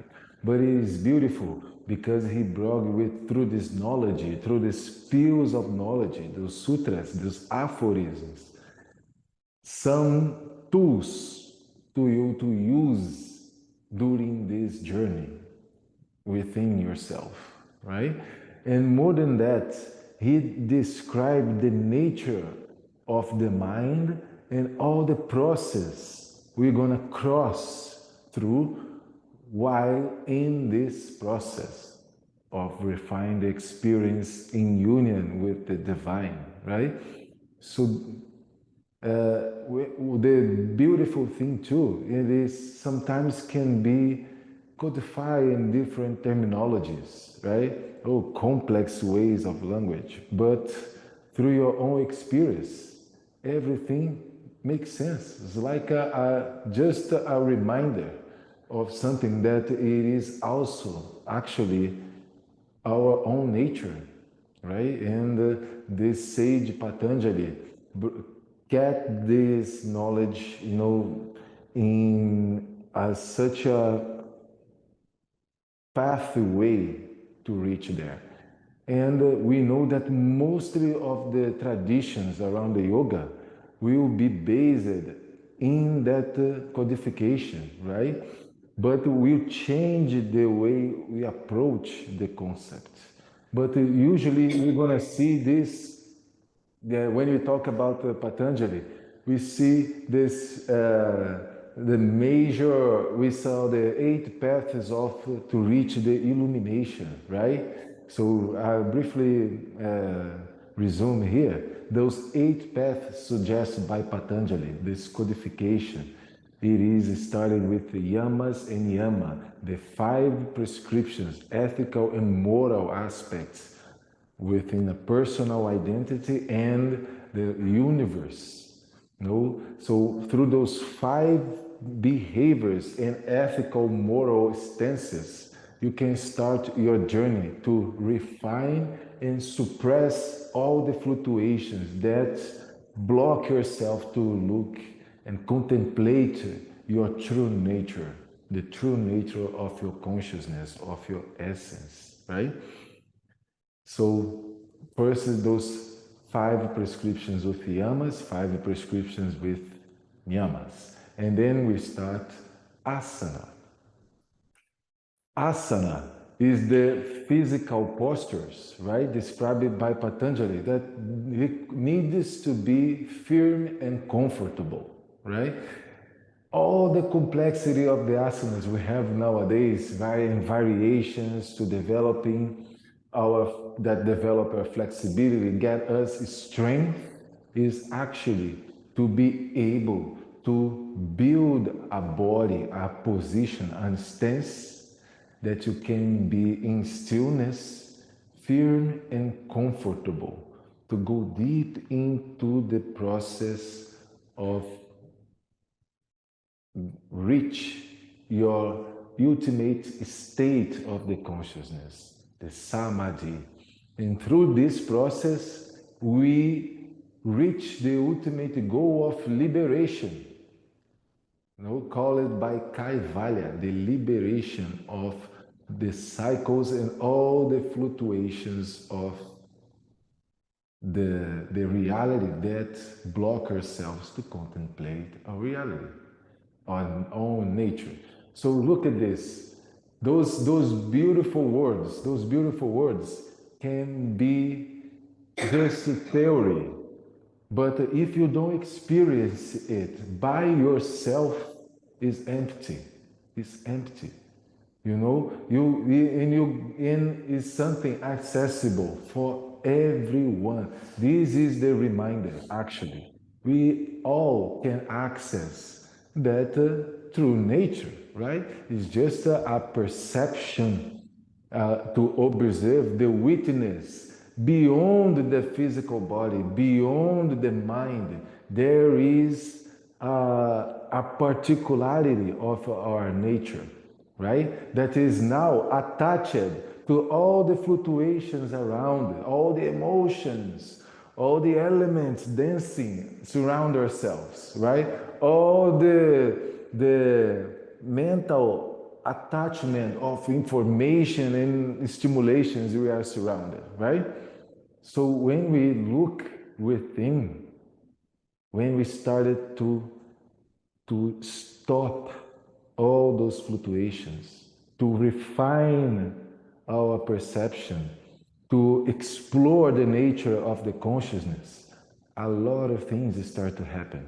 A lot of things. And this is what we can learn through Patanjali. What is this nature and what happens inside of us when we started to refine this process, right? So we get attached to, look, it's very common, we get attached to the tools, right? So we understand the beautiful Yoga Sutras of Patanjali as 8 limbs to follow. And we get attached to those limbs too, and we forgot to investigate the nature beyond this, because they are tools. And when we attach of those tools, another type of evolution happens in your perception, right? So when we started to refine this perception, this witness, this consciousness, and establish this state for more and more and more, we will start to get disattached of those fluctuations and then start to become obsolete for our nature, right? And this is something that we need to remind. We need to remind that we are already the highest potential of the consciousness. Everybody has this sparkling within, right? Everyone. But to look at this sometimes require our discipline and require that we be true to ourselves. Look at our reality with truth, not judgment, but truth, and enjoy this path. So this is the path, the philosophical aspects, but also very precise tips that Patanjali guided to us in through this paths suggested by him. And there is many layers to understand this. Many layers. Each one of those aspects can extend in the knowledge until the infinite. Right? This is how a concentrated pill of knowledge works, the aphorisms. So every time you go there, you can reach a different layer of understanding, a different way to look at this infinite and absolute reality, because this process never ends. But it is a closed system. Once you understand this, you start to refine your own cycles and get rid of the old cycles, the old habits we already created with the mind attached in a different layer, right? So when we create these new pathways, those new habits is heavier than those habits that actually just create suffer in yourselves, believe or not. An action of silence in peace is strongly powerful. There is a deep impact in yourselves. And sometimes it can be just a flash, just a blink of eyes, 1 second that you realize your identity, that you can contemplate these states, can bring a domino effect in the way we perceive the life, right? Does it make sense? You really can feel this, can look at your experience and identify it. This is the practice of yoga. Look at this. This is the practice, because it's always here, it's all the time here. And the yogi, it is that one that put yourself in that situation, and that's it. You put yourself in to be present, silence, to observe and investigate the reality as it is, right? So can be too much, we can be too distracted by all the surrounded influences, right? So that's why Patanjali suggested this pathway. And look how beautiful. I will try to not complex this, but through this ethic and moral that need to start within yourself and through the world surrounded by you, to be truth, to be honest, to be a discipline, but also enjoy the path and surrender to the experience, right? There is something beyond our comprehension too, that we can just contemplate and experience. But sometimes we cannot just realize with the mind. The mind is also a tool, like a savage, a wild animal that you need to adstrate and can be very powerful to ourselves, right? But most of the time, still in the wilderness, hunting ourselves. So when we start to calm down this mind, and we needed to have a behavior, a non-violent behavior within ourselves and the others surrounded, right? Don't be attached to the things, to contemplate the truly reality of life that is completely, constantly impermanence, right? And we are part of it. This is our essence too. When we get stuck in our one idea and one perception about ourselves that limited our experience, that's when we can observe different levels of suffering, right? And this suffering is attached to our belief systems, but also can be influenced by the elements surround ourselves, by our interaction with other people, right? Our job it is to try to refine the way we react through all those things. And this way we react is actually habits that we build, the way we grow through our traumas or habits in life, and we don't know in past lives of the consciousness, right? But once we started to look at this and identify those patterns, we start to face different aspects of our nature, right? And this is the work of the yogi. We investigated it as a witness, but sometimes can be very turbulent. The mind is such a fluctuance that, and the body is out of the place, right? So it's hard to be in silence and stillness and contemplate that. So after you have this behavior, that is how we are here together. We are seeking to understand this, right? To experience that reality and share it to that surrender aspect too. When we conquer those ethical and moral behaviors and instances, then we started to work the body with the postures, asana, to conquer a body that can be in stillness, firm and comfortable. When we eliminate all the tension, and then we can meditate into the infinite, right? When we happens, all the duality will stop.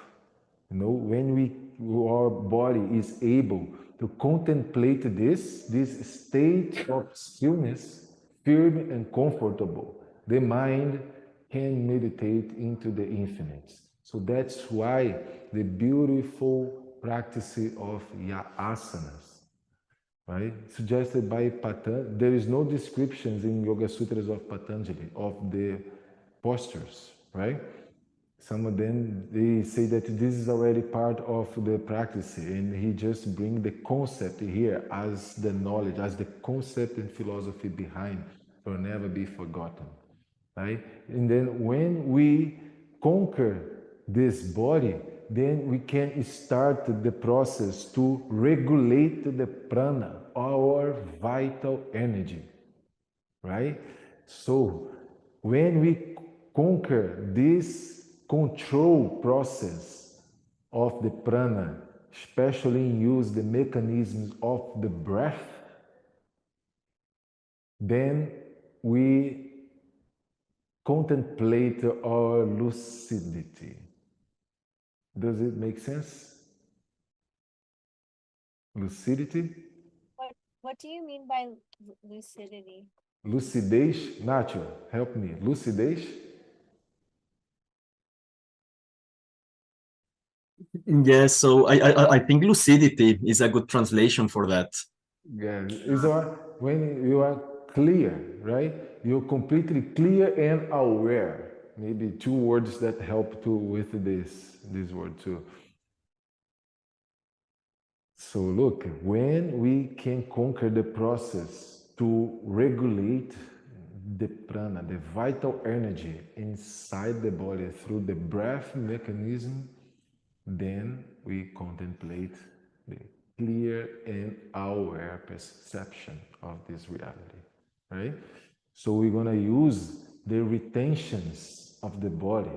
That's why after a while, in the medieval times, the Hatha Yoga has this based on the mudras and also different approach to reach the same goal as Patanjali suggested by. We're going to see this more forward, right? And that's why we started with a different approach, moving the body with Surya Namaskars, right? We didn't say the yamas and yamas in the beginning, right? So why now we're saying that this came in the first, but we didn't this in the first, right? Controversial. I love it. I just love it. But there is a way why. Now we're going to see in the methodology of Hatha Yoga, it changes a little bit the approach. Because imagine, by the time for you to start the practice of the asanas, you gotta prove yourself all those ethical and moral aspects one by one, and then conquer the asanas, and then conquer pranayamas. So it's a step-by-step movement. And the days changed, right? The approach changes through the years, developing the science behind it, developing. That's why Hatha Yoga, we're going to see, it is a staircase for the highest Raja Yoga, that it is represented by the traditional classical codification of the Yoga Sutras, Patanjali's Yoga Sutras, because it is Raja, is the king, and king it is related to the mind, or highest mind, or highest consciousness, and investigate and understand the nature of this mind. It is the perfect environment to our contemplation of the union with the divine. But sometimes it's tough to reach the mind through the mind, right? And we need to use the body and the movement to activate it, because they are all connected. So keep moving through the asanas and the pranayamas, this regulation of the vital energy of the body. Then we started with more internal aspects of the practice. So asanas, we already studying, right? With our asana lab, beautiful, understanding the body, the alignments, a new perception of this vehicle, that it is already the tool for the self-realization, right? It's our temple. So when we do asanas, we are actually praying within to reach this higher, this ultimate goal, that is this sparkling of creation that it is inside of us. So to look at this process within, right? When we started to look within, this is a particularity too, right? Which means we are disattaching the senses, the sensitive engagement from the outside world, and looking inside and put it inside, right? It's very common to distract our perception for the surrounding world by the lights, by the sound, by the taste, by the smell, by the touch, right?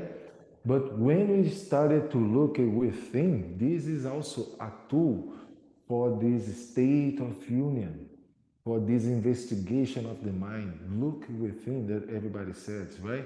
And Patanjali described this as pratyahara, right? Let me put this beautiful name here.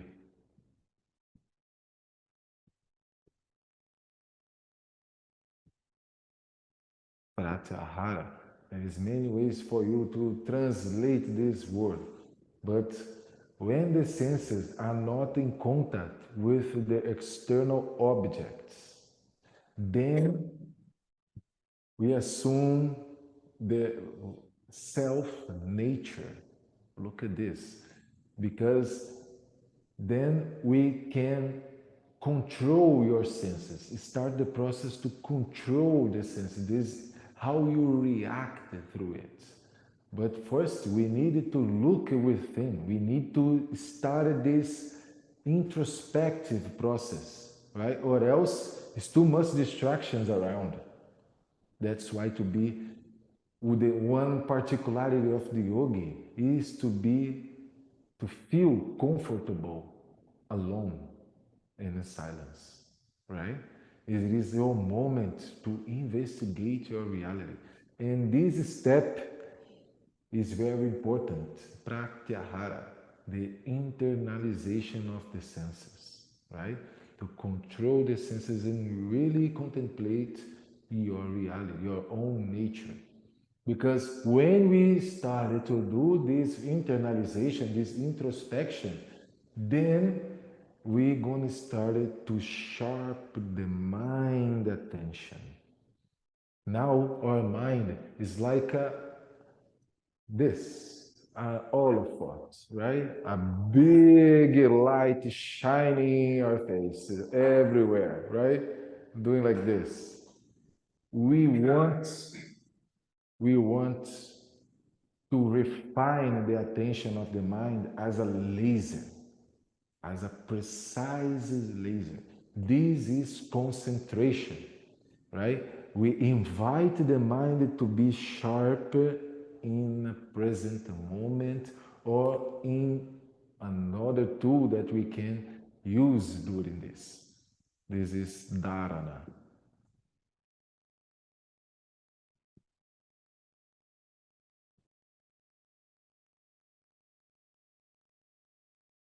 Dharana. Concentration. Concentration. When you center your consciousness in a delimited area, right? This is concentration. Make sense? If you are here, okay, everywhere, all over the place, and then boom, we focus in a point. And this is an ancient way to practice it. Just focus in a point, right? Or a dot in middle of a circles, right? Is a symbol to practice the concentration. We can look in a specific point. We are bringing the awareness. We are inviting the mind to be aware of a specific point, a delimited area. The mind usually is this all of us, is the light China, try to grab everything around it, try to grab all the senses, all the information around and process everything, right? And then now we're looking within. We bring attention to the internal movements and refine the attention of the mind to a specific area. This is the process of concentration, right? After pratyahara, concentration.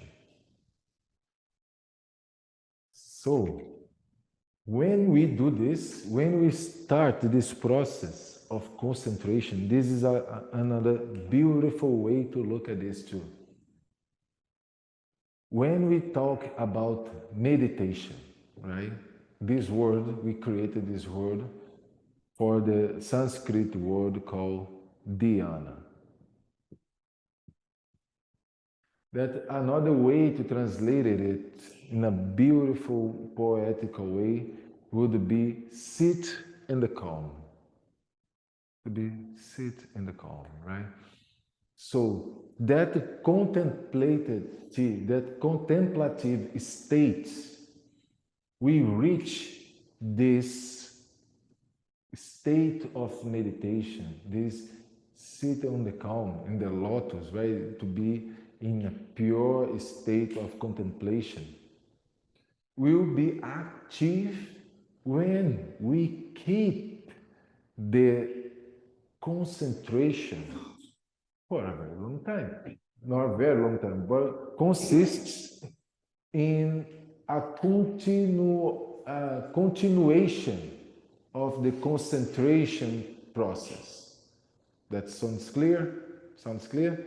So sit in the calm, meditation, to achieve and contemplate the meditative state, it is a continuation of a practice of concentration. So concentration is completely related to meditation. That's why the ancient practices of the Buddhism, for example, is basically to practice concentration. Right? Once you practice the concentration, the meditative state will become more natural, right?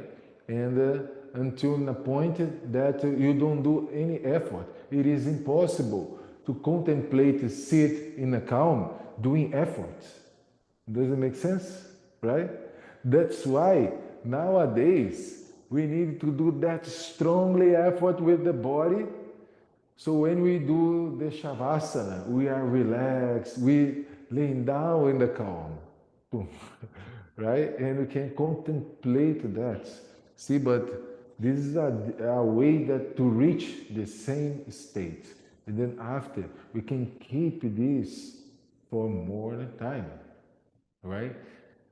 Because when we keep this state, when we keep in that meditative state for a time, then we enter in the next level, of the perception, in the next level of the state of the consciousness, the hyper consciousness, as we know here, Samadhi.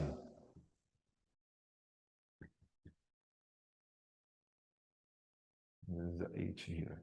Samadhi. Oh, sorry, E. The I.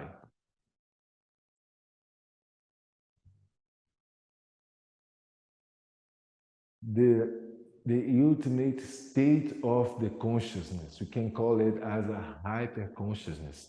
So C is a progressive way, and those paths, those limbs, right, are more internal than the previous one.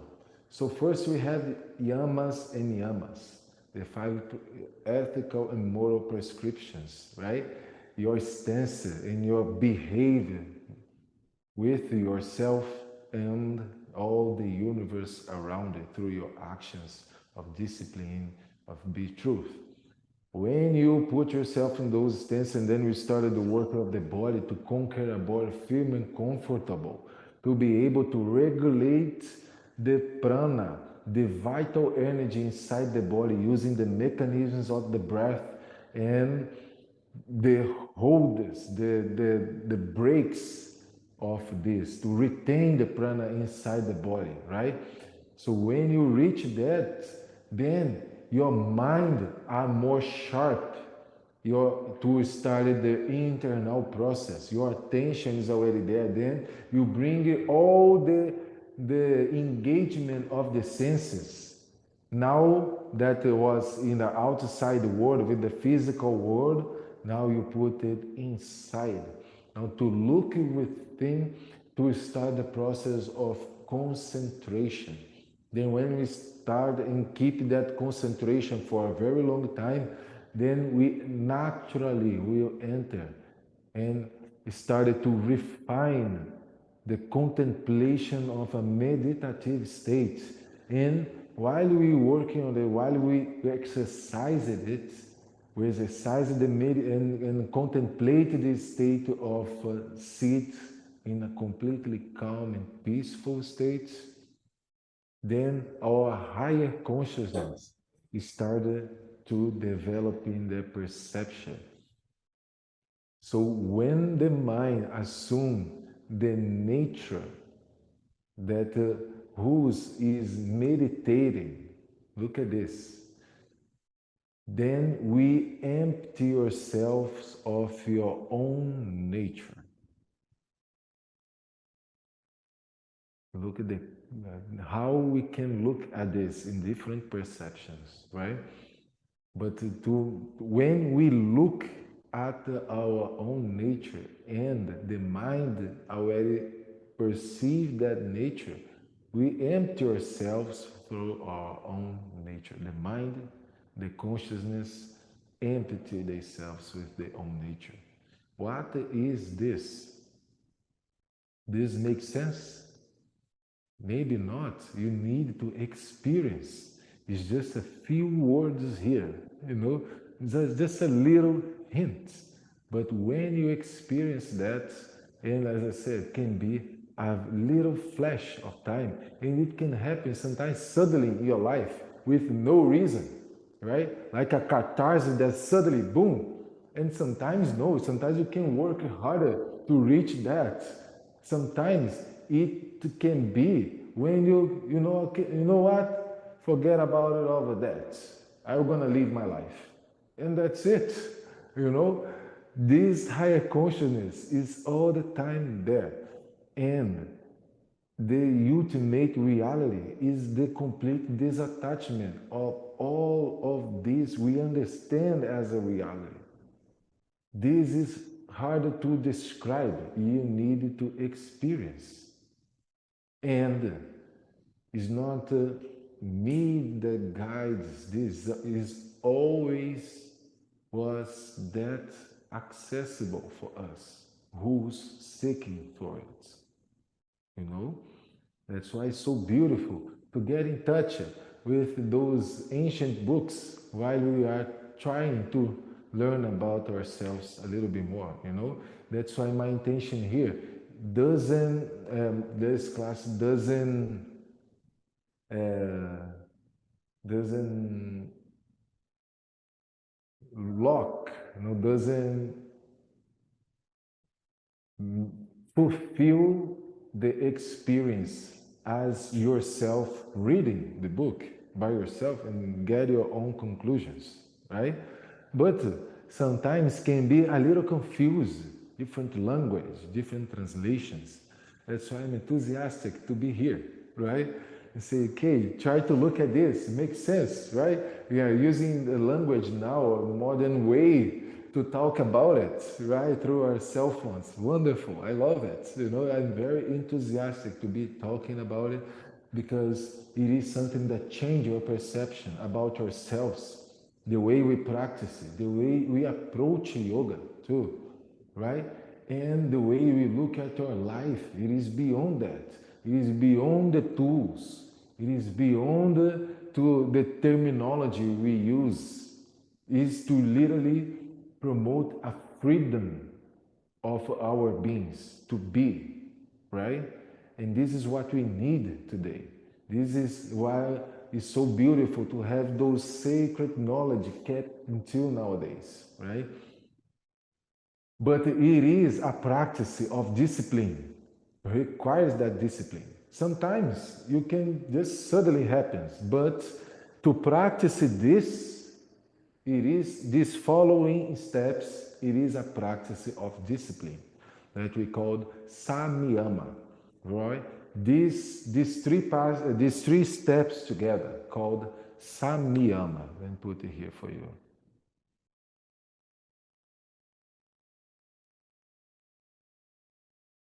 Samyama.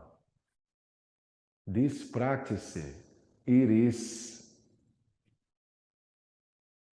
internal practice of discipline, right? And when we succeed on this practice, the teaching, the knowledge, it is straight from the source within. Uh, became just one path straight from the source, right? Because you are working in the discipline, in the internal aspect of contemplation.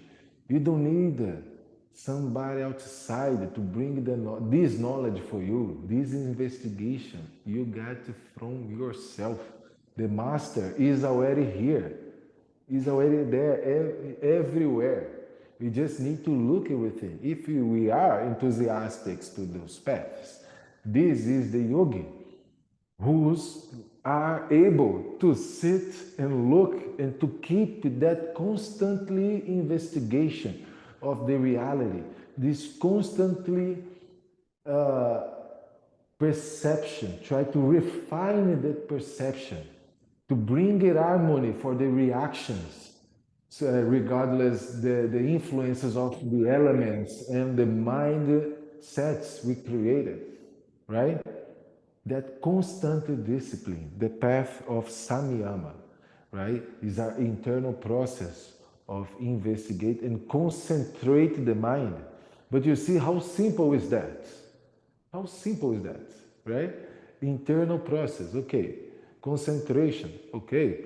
Keep doing this, you're gonna contemplate a different state. Wonderful. And with this, boom, higher consciousness. Amazing. But sometimes can be hard in the day we live, right? And this is why we have this beautiful tool of Hatha Yoga. We need that power. We need that strong effort. Not the discipline is here. It is here, inherent of the yogi. But we need to do strong efforts. That's why Hatha Yoga, in your own nature, this word Hatha sometimes can be referent to a type of violent effort to do something. It's not a say, okay, just the moon and the sun. That polarity, it is intense. We are living in this. Imagine in that medieval times, everybody cutting their heads, right? You need to put your attention in strong and powerful tools. Those are the powerful tools of Hatha Yoga. But how you can use those tools properly if you don't understand the nature that you want to reach, right? How? Those tools will be empty. That's why the experience, it is important to yourself, to reach that discipline within yourself and to be able to investigate the reality. That's why the Sutras of Patanjali, it is behind all of the traditions. But we common see a very superficial approach of it. We always see like, okay, forget a little about it's an old book. Or, okay, no, we just have those 8 pathways to, okay, everybody memorize this and this and this and that, and yamas, and we get there. Why? Why those tools?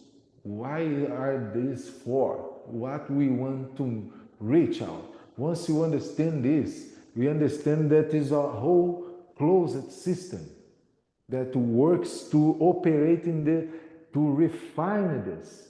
And then more in front, we're gonna get more this esoteric and alchemy approach in the medieval times with the resurgence of Tantra, the Hatha Yoga schools, right?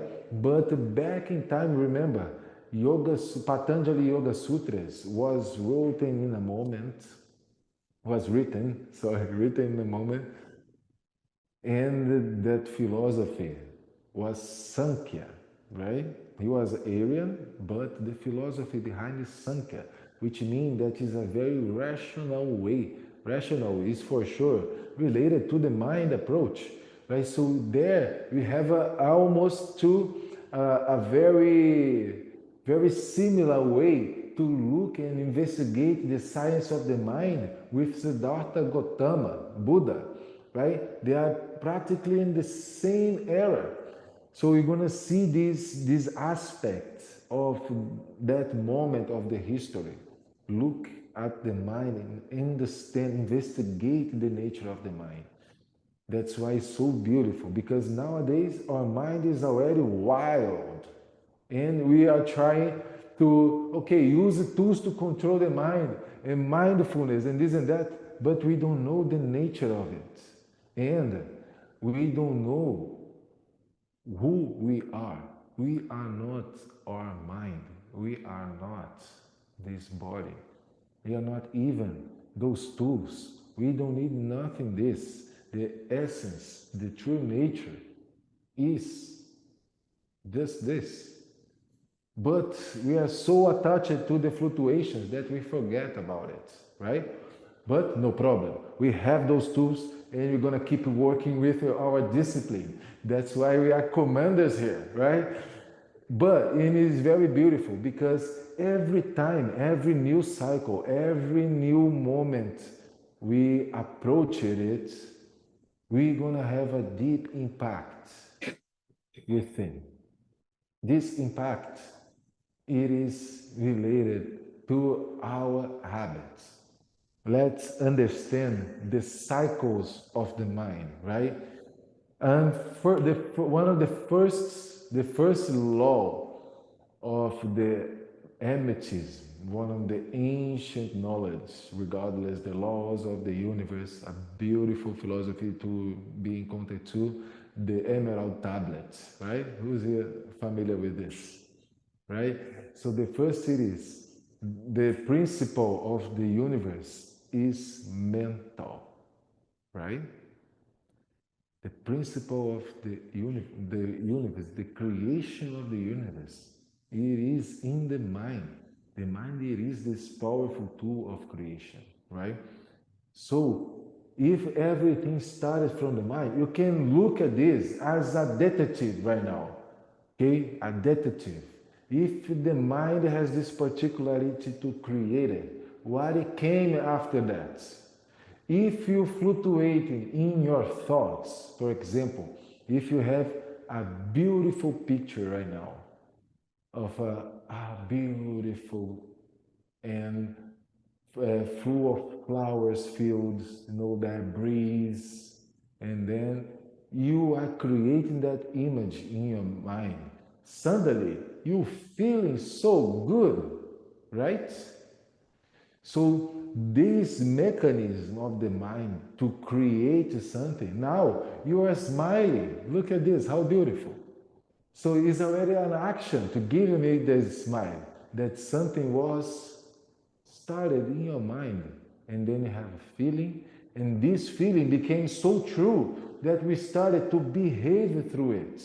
We started to act through this feeling, because the mind projects such a realistic image, because it is the power of the creation of this universe. And we have this installed within this technology. So beautiful, right? But can destroy ourselves. We don't know. Just created whatever. So that's why everybody say this is something very responsible to start to refine this process, to look within. So look, if we started through the mind, create and project emotions, then started to behave and create actions. Those little actions create habits. And then those habits is already feeded yourself, creating cycles. Does it make sense? So when we start to investigate the nature of the consciousness, we look at this mind, chitta, when we look at this powerful tool of creation, we're gonna start to observe how crazy it is. Definitely. We're gonna see how we are just automatically respond to the influence of our thoughts, right? So we need to take this suppression and bring it back, the control of it. This is the practices of yoga. That suppression is called nirodha.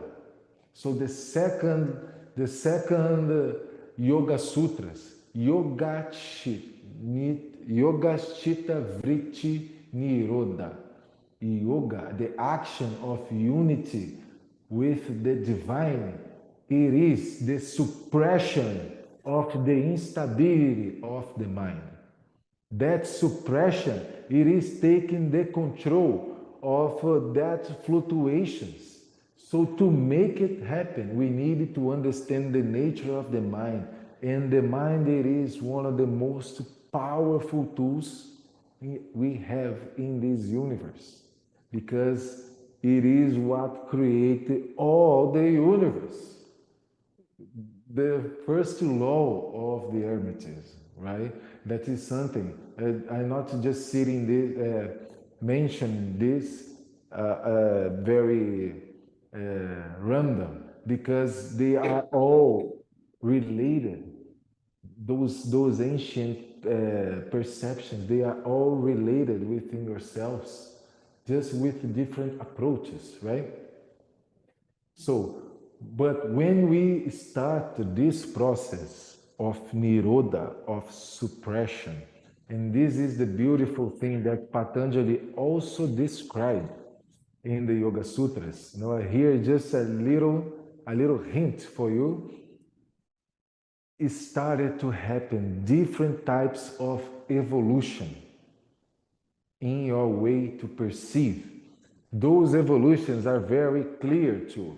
One of them is when the duality, the polarity, started to get imbalance. So we started to know be affected of the polarity. A lot of people can say, "Oh, you are not empathetic. You don't get empathy to be happy or sad. You just look at the reality as it is." This judgment, that polarization also creates attachment with ourselves. So there is a point within ourselves, in our nature, that we can perceive this middle point, right? But sometimes it's harder to get reach there. But all those tools that suppress the fluctuations of the mind make ourselves slowly creating new habits, creating new states, and then we started to be able to contemplate these states where the polarity is started to cess, start to stop, right? This evolution through suppression. It is nirodha parinama, right? Nirodha parinama. When we started that suppression, and then we started to contemplate the consciousness, install the consciousness, right? And this particularity too, this consciousness is installed, as we can say, in our uh, karmical or cycle, the cycle of the consciousness. If we imagine that the consciousness has your substance in the absolute infinite, it never ends, right? Never started, right? This is our nature. I'm not talking something else here, not alien. It's out, it's us, it's we, it's I and you. No?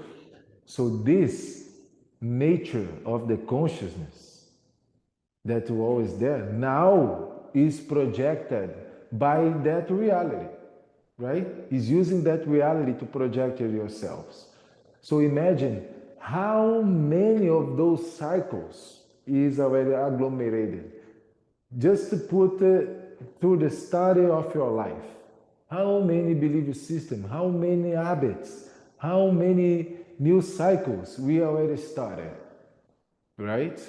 How many concepts about life, how many talks we get, right? So look, this, all those little habits, all those little mechanisms we created, all these little mechanisms, these triggers of the mind to create emotions, to create new habits that we have. Let's imagine as a collar of pearls. Okay? So every habit, every new habit you create, every new thought you follow, it is a little pearl you add in this collar. Okay? And for each habit, for each one of them, you have a collar, a string to put those pearls.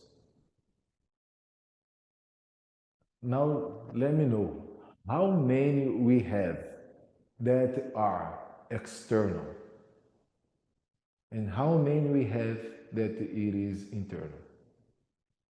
How many actions you have to look within.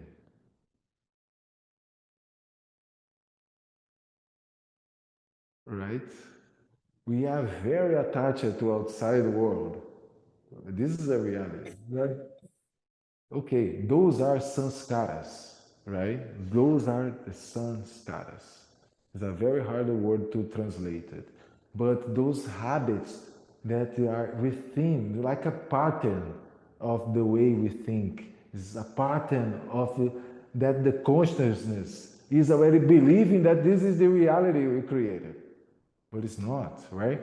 So every time we do one action that it is to fill the color of the pearl with a new pearl for the string of a habit inside of introspective action, those pearls are more heavy than the external ones. Got it? Which means, pay attention to this.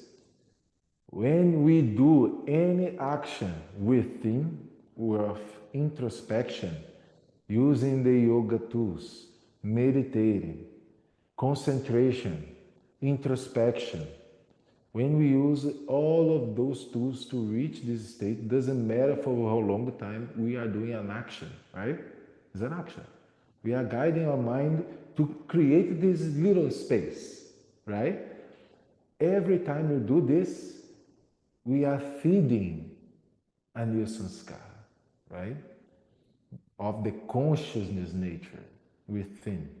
And these actions, they are more heavy in a good way than all the external ones, because it is related to the nature of the consciousness and in the mind, and create like a new perception for all of the other ones. And there is a moment that is so clear, so present, that your external pearls doesn't match your outfit anymore. You got it? You want a new colors.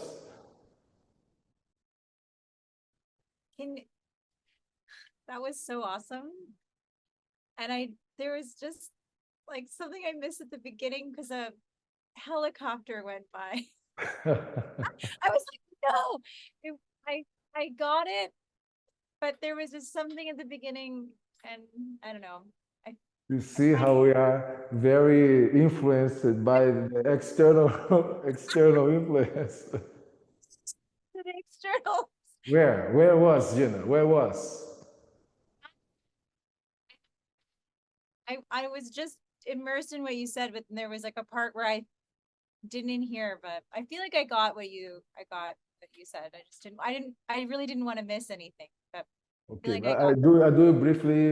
Yeah, like What high level. I said, right?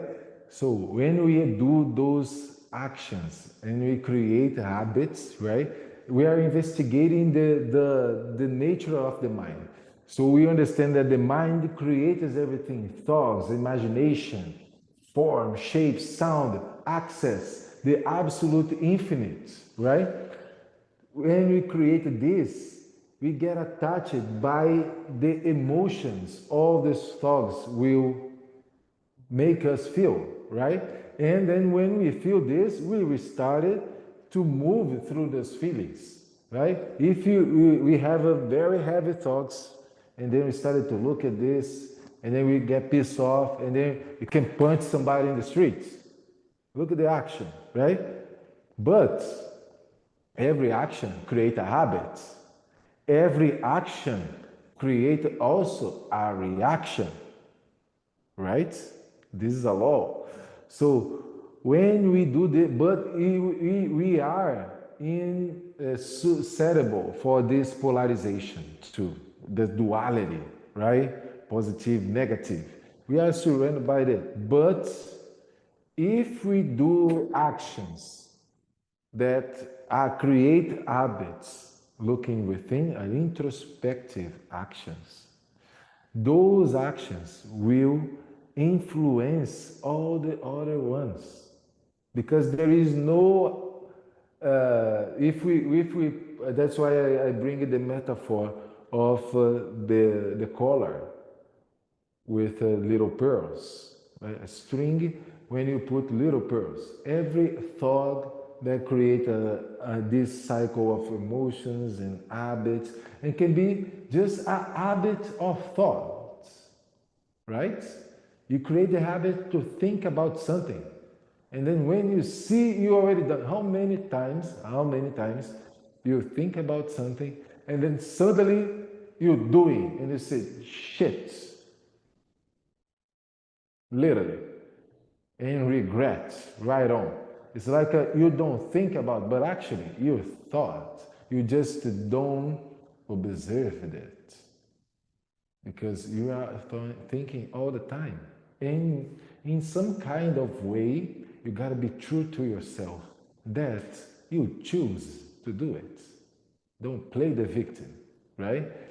Don't play the victim with yourself. You choose. And you say, oh my God, I don't think about it. No, you know. But you could be sleeping. You could be no aware. Okay, no aware. This because we are humans, right?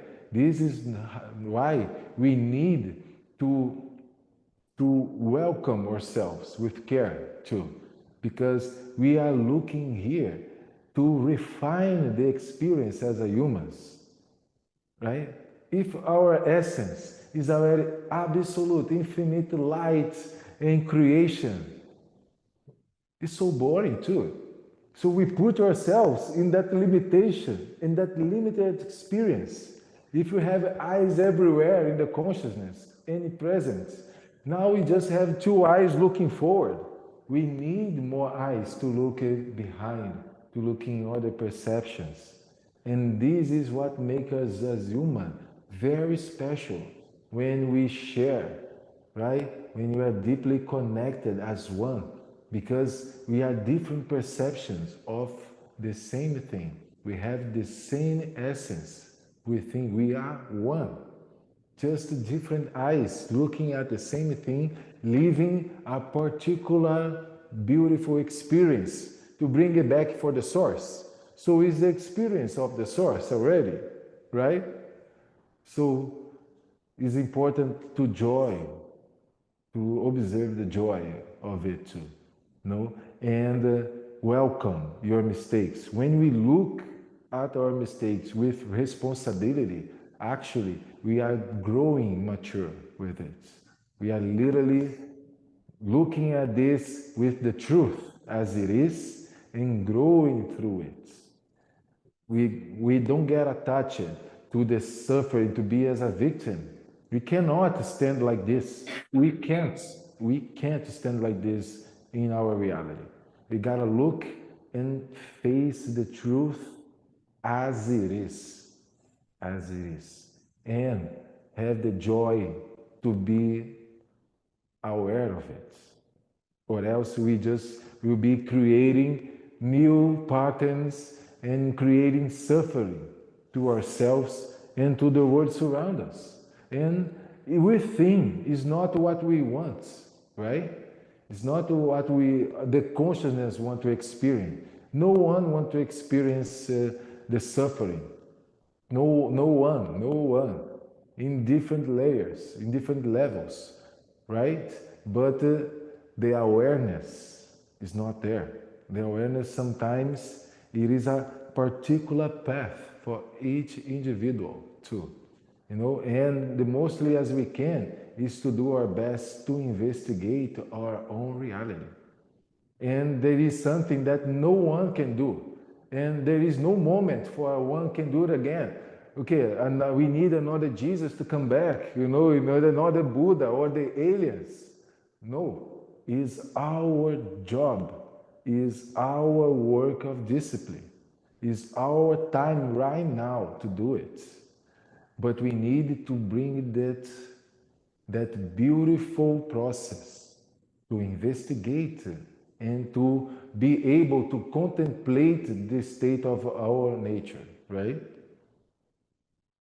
And this is deep. No, it's not everybody that want to go deep into it because it's such a responsibility too, right? Every time we refine our experience, you will facing a different layer that you want to refine, and this hurts sometimes, right? This hurts, but it hurts in a good way, because once we look at this, there's no way to unlook.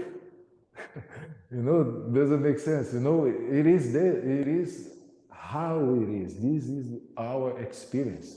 And we have this duality, this polarization. What we want is to cess, to stop the influence of it, at least for a second, to contemplate our nature as it is, and this can change our perception. This, but requires our discipline, right? But we're worth, if at least for a second, any time. That's why this, to be a yogi, to be a yoga teacher, is not something that we just do in your mat, right? We say that everything we do in our mat, we see outside, because it's a constantly process, constantly opportunity to be present. Because when we do this, we are refining our experience. We are refining the perception of the consciousness that actually is already here, is already ready to be. And we are we are seeking for. We are those aliens. We are beyond the comprehension. We are already the sparkling of creation. What else we want? But it's tough. It is hard. It's a hard process. That's why it's not everybody that is willing to do this process, and it is okay. But if in some kind of way you bring your awareness to this, we have those beautiful tools to help us, and we are one together in this to share this experience. Because when we look at this, and it is not something that we created right now, it is ancient, the process, kept sometimes needs to be kept in secret, right? Because what else? No, kill those that are spreading this knowledge to connect with the nature and the consciousness. This is demon thing, but because once you free, who can control you? So those evolutions, those different types of evolution, with those practices, it is described in the Yoga Sutras very precisely, in a way that once you recognize it, you can't look away.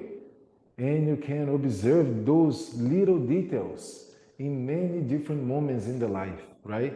And that's make you realize that you already are exactly what you're looking for. And that is the ultimate realization. We don't need nothing else. We already are.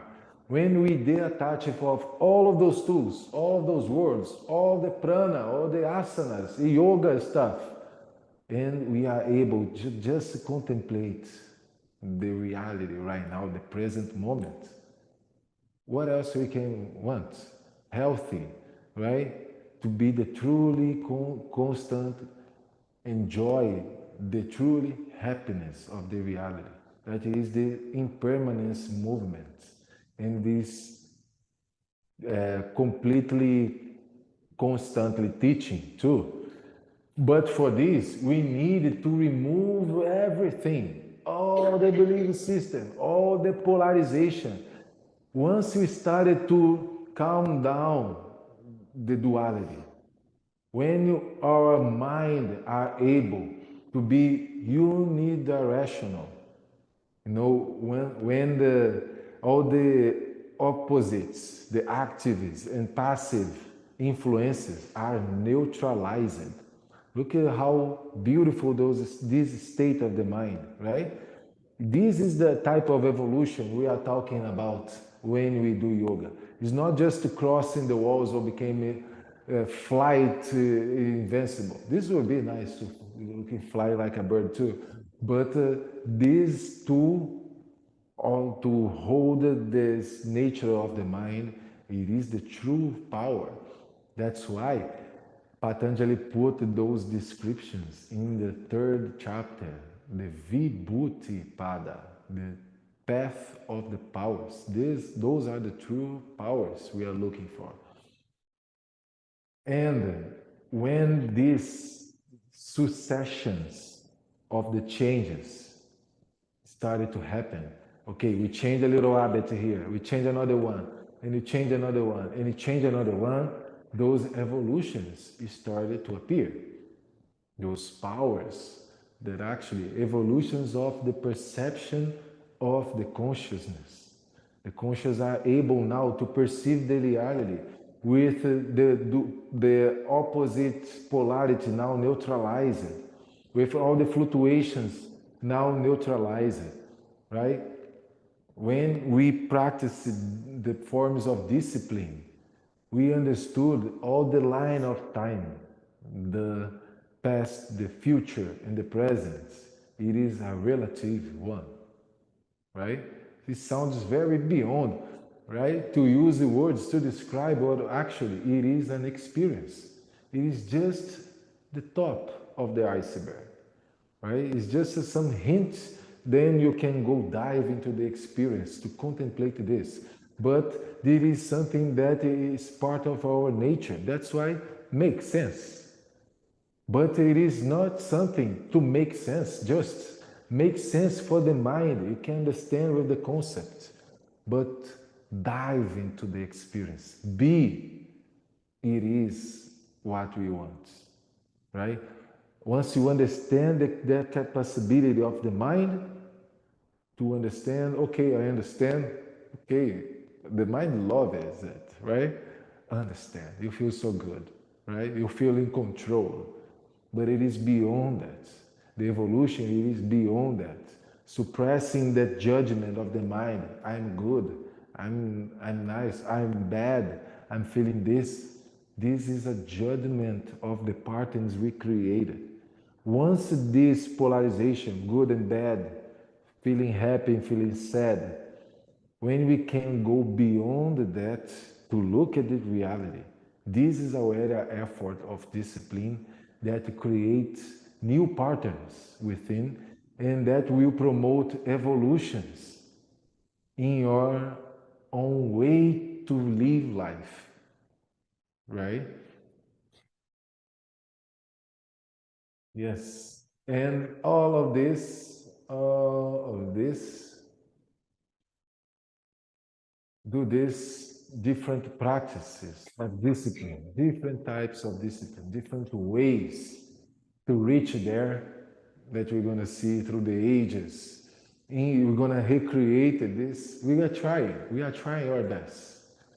When we do this, then everything started to be in this more fine line that we can call as a harmony. That is related to the process to be free, right?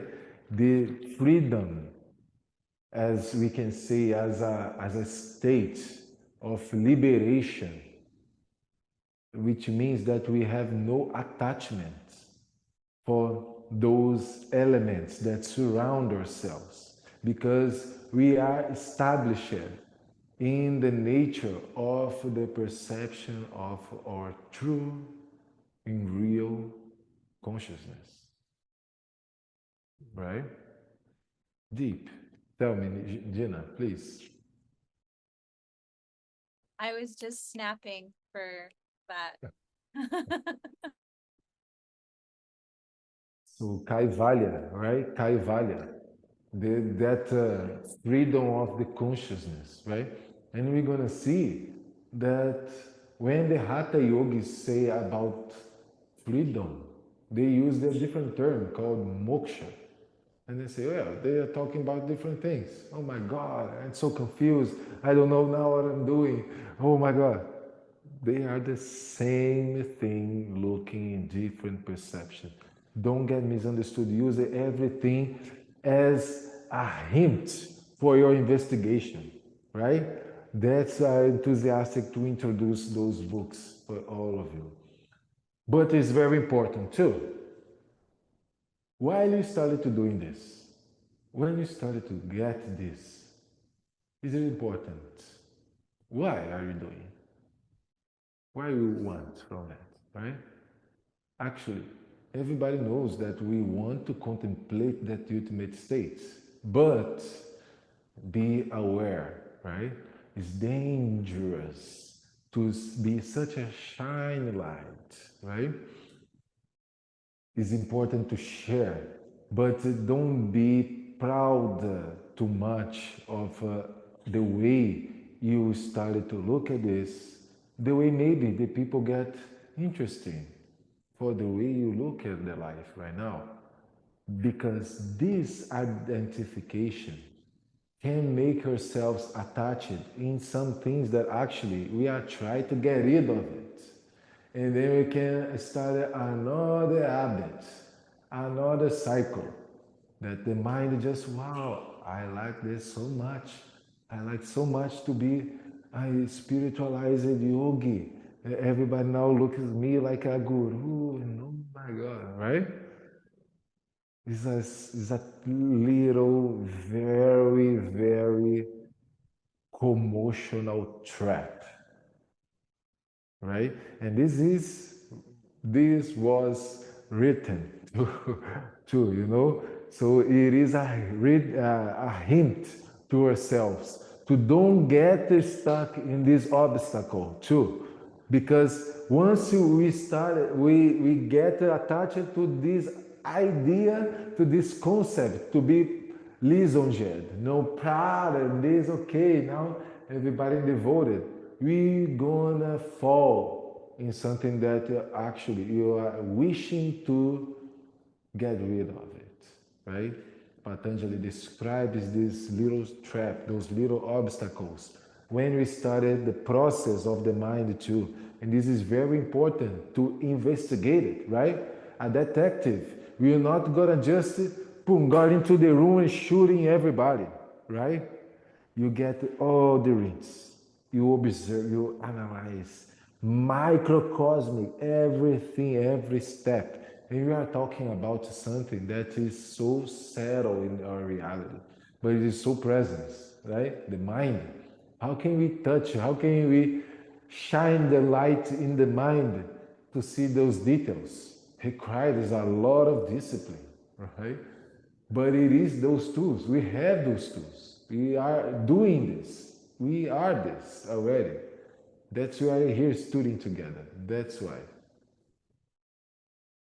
Well, when we do this kaivalya, right, this state of liberation, the liberation, then we reach, actually, it's so simple, we reach the purity of the true consciousness, the true individual, the true personality of the self.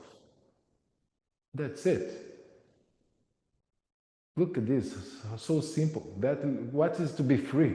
What is to be free, right? When you reach your behavior that it is actually pure as the nature of the self. And how can be codified? The Kaivalya. It is when you, the Sattva, reach the Suddhi of Purusha. I could say like this, you know? But those terminology, this state is so simple.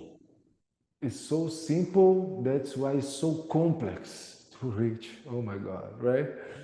Because we are attached to all those things around, and to contemplate the true nature of the persona, that personality, that incarnation of the light, to contemplate that purity is something so hard that we need to do all of those tools, all of those rituals, right? We born as such a pure as a child, and we cross some tough ways sometimes, but still there, still there. You know, this purusha, this aspect of the true nature of the self, it is connected with the source, and it always be. Just we need to develop in the awareness to contemplate this, right? And it's so simple, but we tend to complex everything with the habits of the mind. That's why we have beautiful practices of the yoga.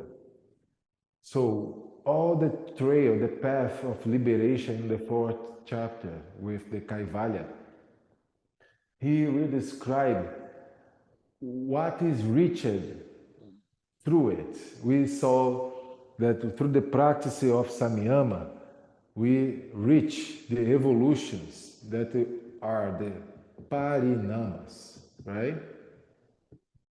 Parinamas. With parinamas, all of those different layers that we refine in our experience goes to increase the capability of the consciousness to be in your own nature. This is the liberation we're looking for, right? But all of these powers of the perception, those siddhis, can be actually can be born. You already can born with a perception of it. You can develop it naturally through your own naturally through the years, right? And this is a particularity of the yogi. We already are all of this. We just try developing, right? We give our attention to this beautiful practice to self-know knowledge, right? But it can happen for different ways, and Patanjali described it too. We can just born like this, or we can do practices that guide ourselves. We can use herbs to reach that ultimate state. We can vocal things, right? Can pray. We can just do self-superation,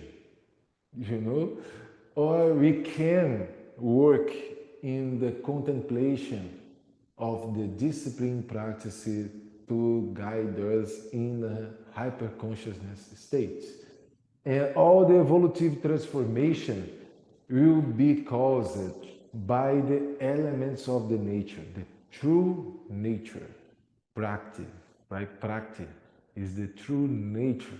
So everything is allowed by the nature. Everything, all this transformation is actually part of the nature. Is a particularity. Is in the DNA. But for the yogini, this is already a path.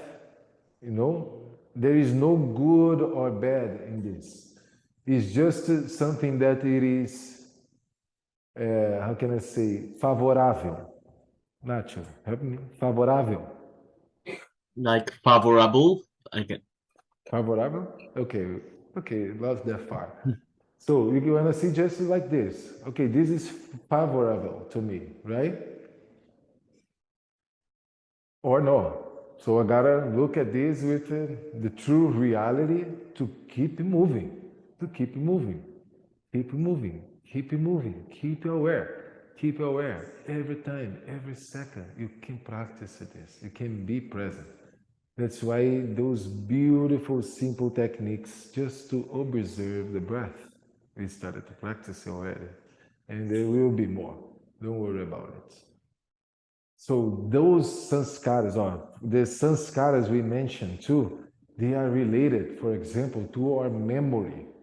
So our memory creates attachments too that we try to relieve.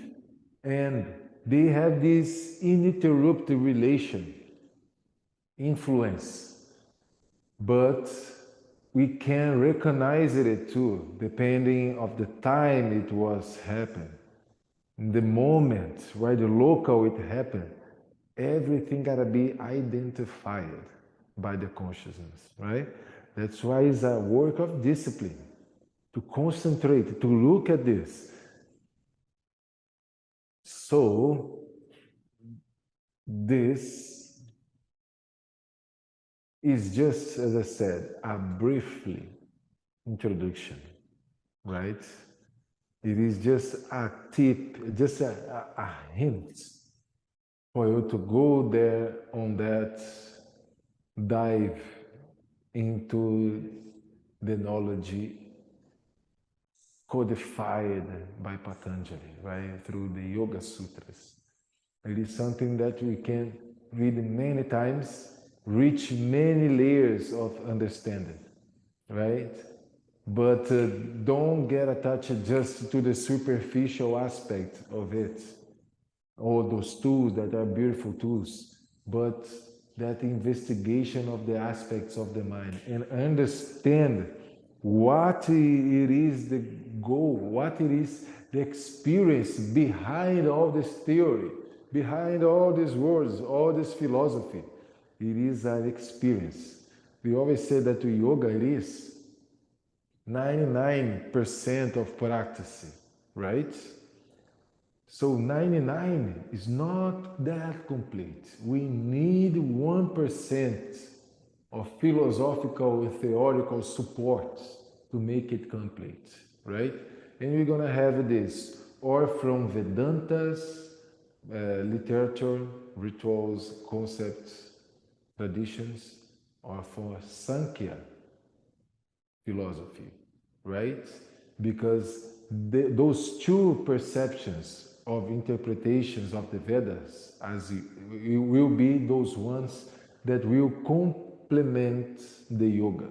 Because if yoga is that 99% practice, if we need to talk about the experience, we need a philosophical support.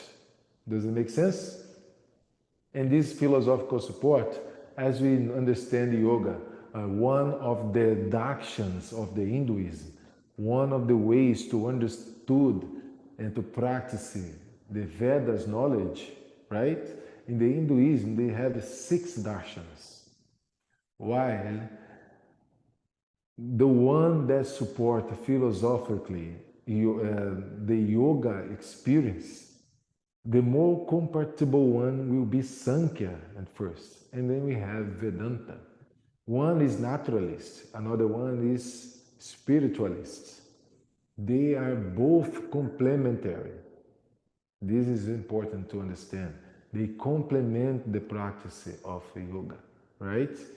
Because they are just different perceptions that look for just one thing in the middle, this knowledge of the union with the divine, right? And Patanjali was the first practical codification. That's why it's so beautiful, the approach based on the Sankhya philosophy, a very precise way to understand the nature of the mind, and he suggested a path to reach the goal of that contemplation. And more than this, he described everything all the obstacles can block you to reach the path, for you to be able to identify it. He described all the process you're gonna cross when you start to do this process of discipline. And everything will gonna happen to you, to your way to perceive your nature, right? This way, it is a path to reach the knowledge that it is inside yourself. That's why there is no way for just to show here outside what it is. We're gonna try to bring more and more words in different vocabularies, right? In different literatures. But I believe that just some precise words for open ears with attention like you are right now, can bring a good satiation for the mind, right? Create that, I understand this, to start to get enthusiastic, and curious about it. Curious about to look, and actually, we all already are here, right? So it's important to bring this beautiful literature of the Yoga Sutras of Patanjali in this methodology of teaching new teachers, for you to understand the depth of the nature we are working with ourselves. Every day we do the practice of yoga, and with the students and the other practitioners that are guided by us to reach the same experience. That's what we want, right? Because it is part of each one of you, of us. So when we're doing yoga, we are contemplating this. So we need to understand this nature. And for sure, it is a work of discipline. And we can extend this work until the infinite, until the end of our lives, the end of these cycles. But once we understand the system, once we understand this nature, right? We already realize, like we are doing now, that we are where it is, right? And this is so beautiful. This is so beautiful. That's why we share, because it is already here, right? Sometimes just need to move a little bit to relieve tensions of the day. Okay. And then boom, contemplation, right? Because this is our nature. This is our nature. And we contemplate that perception with awareness, with our highest consciousness. We can do this in many different ways, many different traditions, practices, methodologies, approaches of it, right? But also for the practice of self-discipline, right? And this is one of the branches of yoga, very strong one. One of the skills of the yogi is to be silent, to be a detective, to investigate the reality. Because this process of concentration, to bring an internal observation, introspection, to concentrate, to contemplate the peace and the state of higher consciousness, guide us to the self-realization that we already are. This is the discipline to stand in the silence. It's a contemplation, right?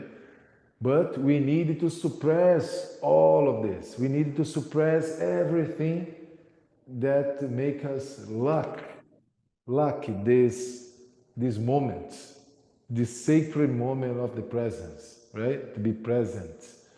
Present in Brazil, in Portuguese, is the same word for gifts. So you come and say that to be present is a gift. Right? The present moment, it is a gift. It is where we can contemplate the nature of the self, the true purity of the being, of the personality, right? Is to be genuinely yourself. It's not to change yourself. We never say that you need to be a different person. He never said that, right? No one said that. We are the experience as it is. But we can refine our experience, bring harmony to our perception, relieve everything that makes us suffer, to be free, to be our most pure self, right? And this is a beautiful process when we keep doing, keep doing, keep doing. When you renounce your own wish to become it, that's when you became. That makes sense? Because sometimes also we get so attached to it. To be, I want to be the higher consciousness, I want to be this, right? And we get attached. So relief of that wish to be this consciousness, to reach Samadhi, to be in a meditative state. When you detach to it also, then we get the most pure and subtle aspects of be, literally be. with no motive, with no practice, is the ultimate higher consciousness, right? When it happens, what is the purpose of the suffer? When it happens, what is the purpose of the karma? It disappears. It disappears. This suffer is a perception, a misunderstood perception, a misperception of our reality. Sometimes it can be tough to realize that. I don't mean to don't respect our different states that we cross, right? But it is there. It is there. It is here in the present moment. Also, the contemplation, the ultimate contemplation. So, when we remove all the dirtiness, all these involucros we created, the knowledge became infinite again. And what rests to be known is insignificant, right? You don't need it even to be attached to know more. You already have the knowledge straight for the source, infinite. So all of the influences around, all of the influences surrounded by yourself that will be pushing you to different cycles, to new habits, will disappear too, be obsolete, have no utility. So when everything this start to cess, that contemplation of the purity of the human, then you establish the power of the consciousness in your own nature. This is the description of Kaivalya, when you reach it by the suppression of all the instabilities of the mind proposed for the practice of concentration, meditation, and hyperconsciousness. So you see, it's something here, is a goal to be realized. It's not something that we're gonna die to see. Okay, the next life maybe. No, it is right here, right now, and in the different layers we perceive that, and this is true. We don't need to say, okay, I don't know if it is or not. This doubt, it is an obstacle too. It is just the mind that creates this limitation.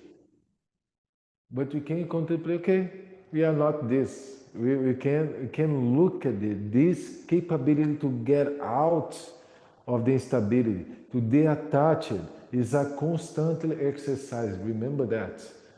We can contemplate this goal, but we go back, and then we refine and we go again, and then sometimes we fall and oh my God, I'm suffering and crying. We are humans.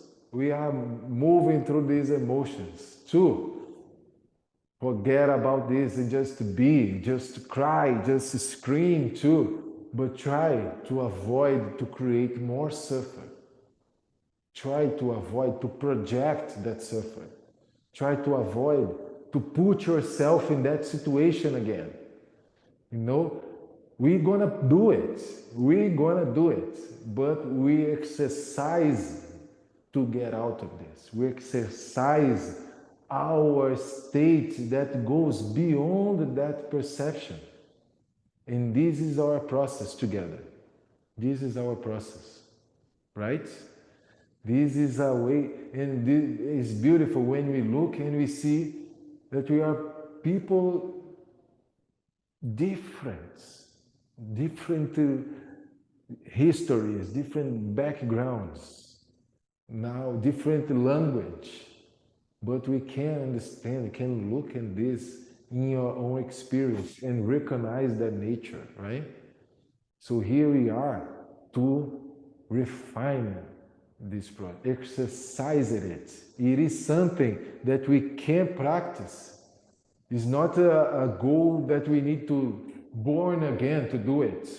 Not at all. The time of awakening is now. And the practice, it already started. The first Yoga Sutra is Hatha Yoga Nusasana. Now is the teaching of the yoga. Now is the moment to apply, to be the union with the divine. It's not after I tell you what it is. It is now, right? This suppression, it happens now. It's a constant exercise, a constant discipline. And we already have some kind of way that discipline.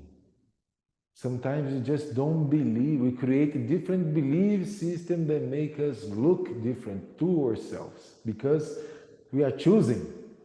So we gotta look at this truly as a detective right now.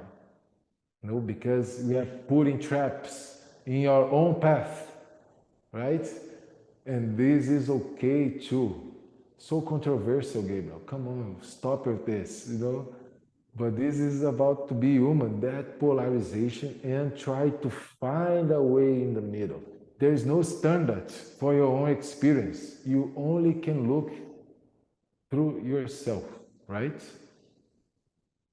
And the way Patanjali describes too, that beautiful philosophy, that beautiful approach that I, from my heart, suggest to you to read.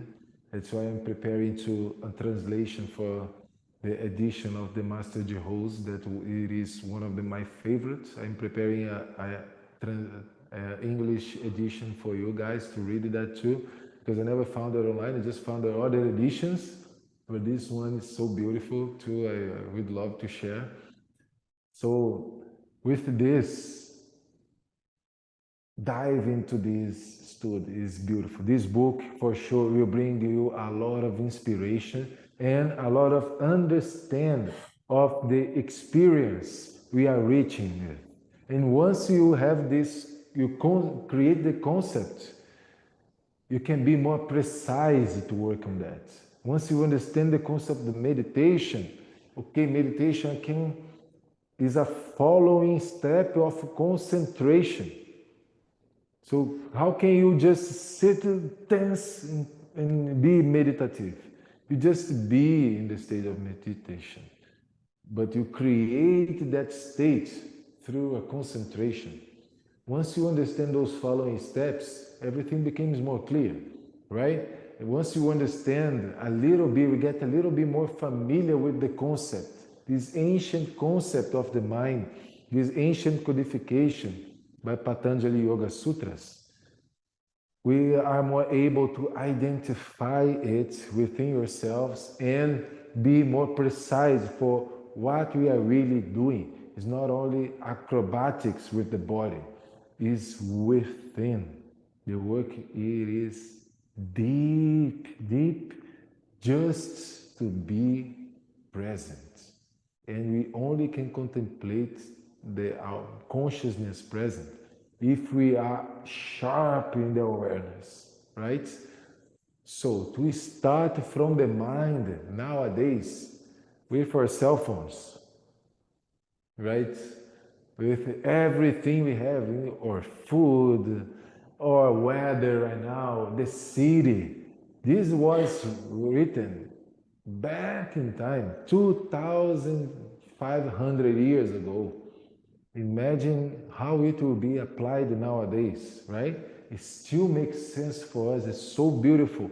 But now you all are already able to center your attention on this, right? You're already all practitioners. You're already all teachers of yourselves. That's why we are sharing this knowledge here, to just refine our process together in this path of yoga.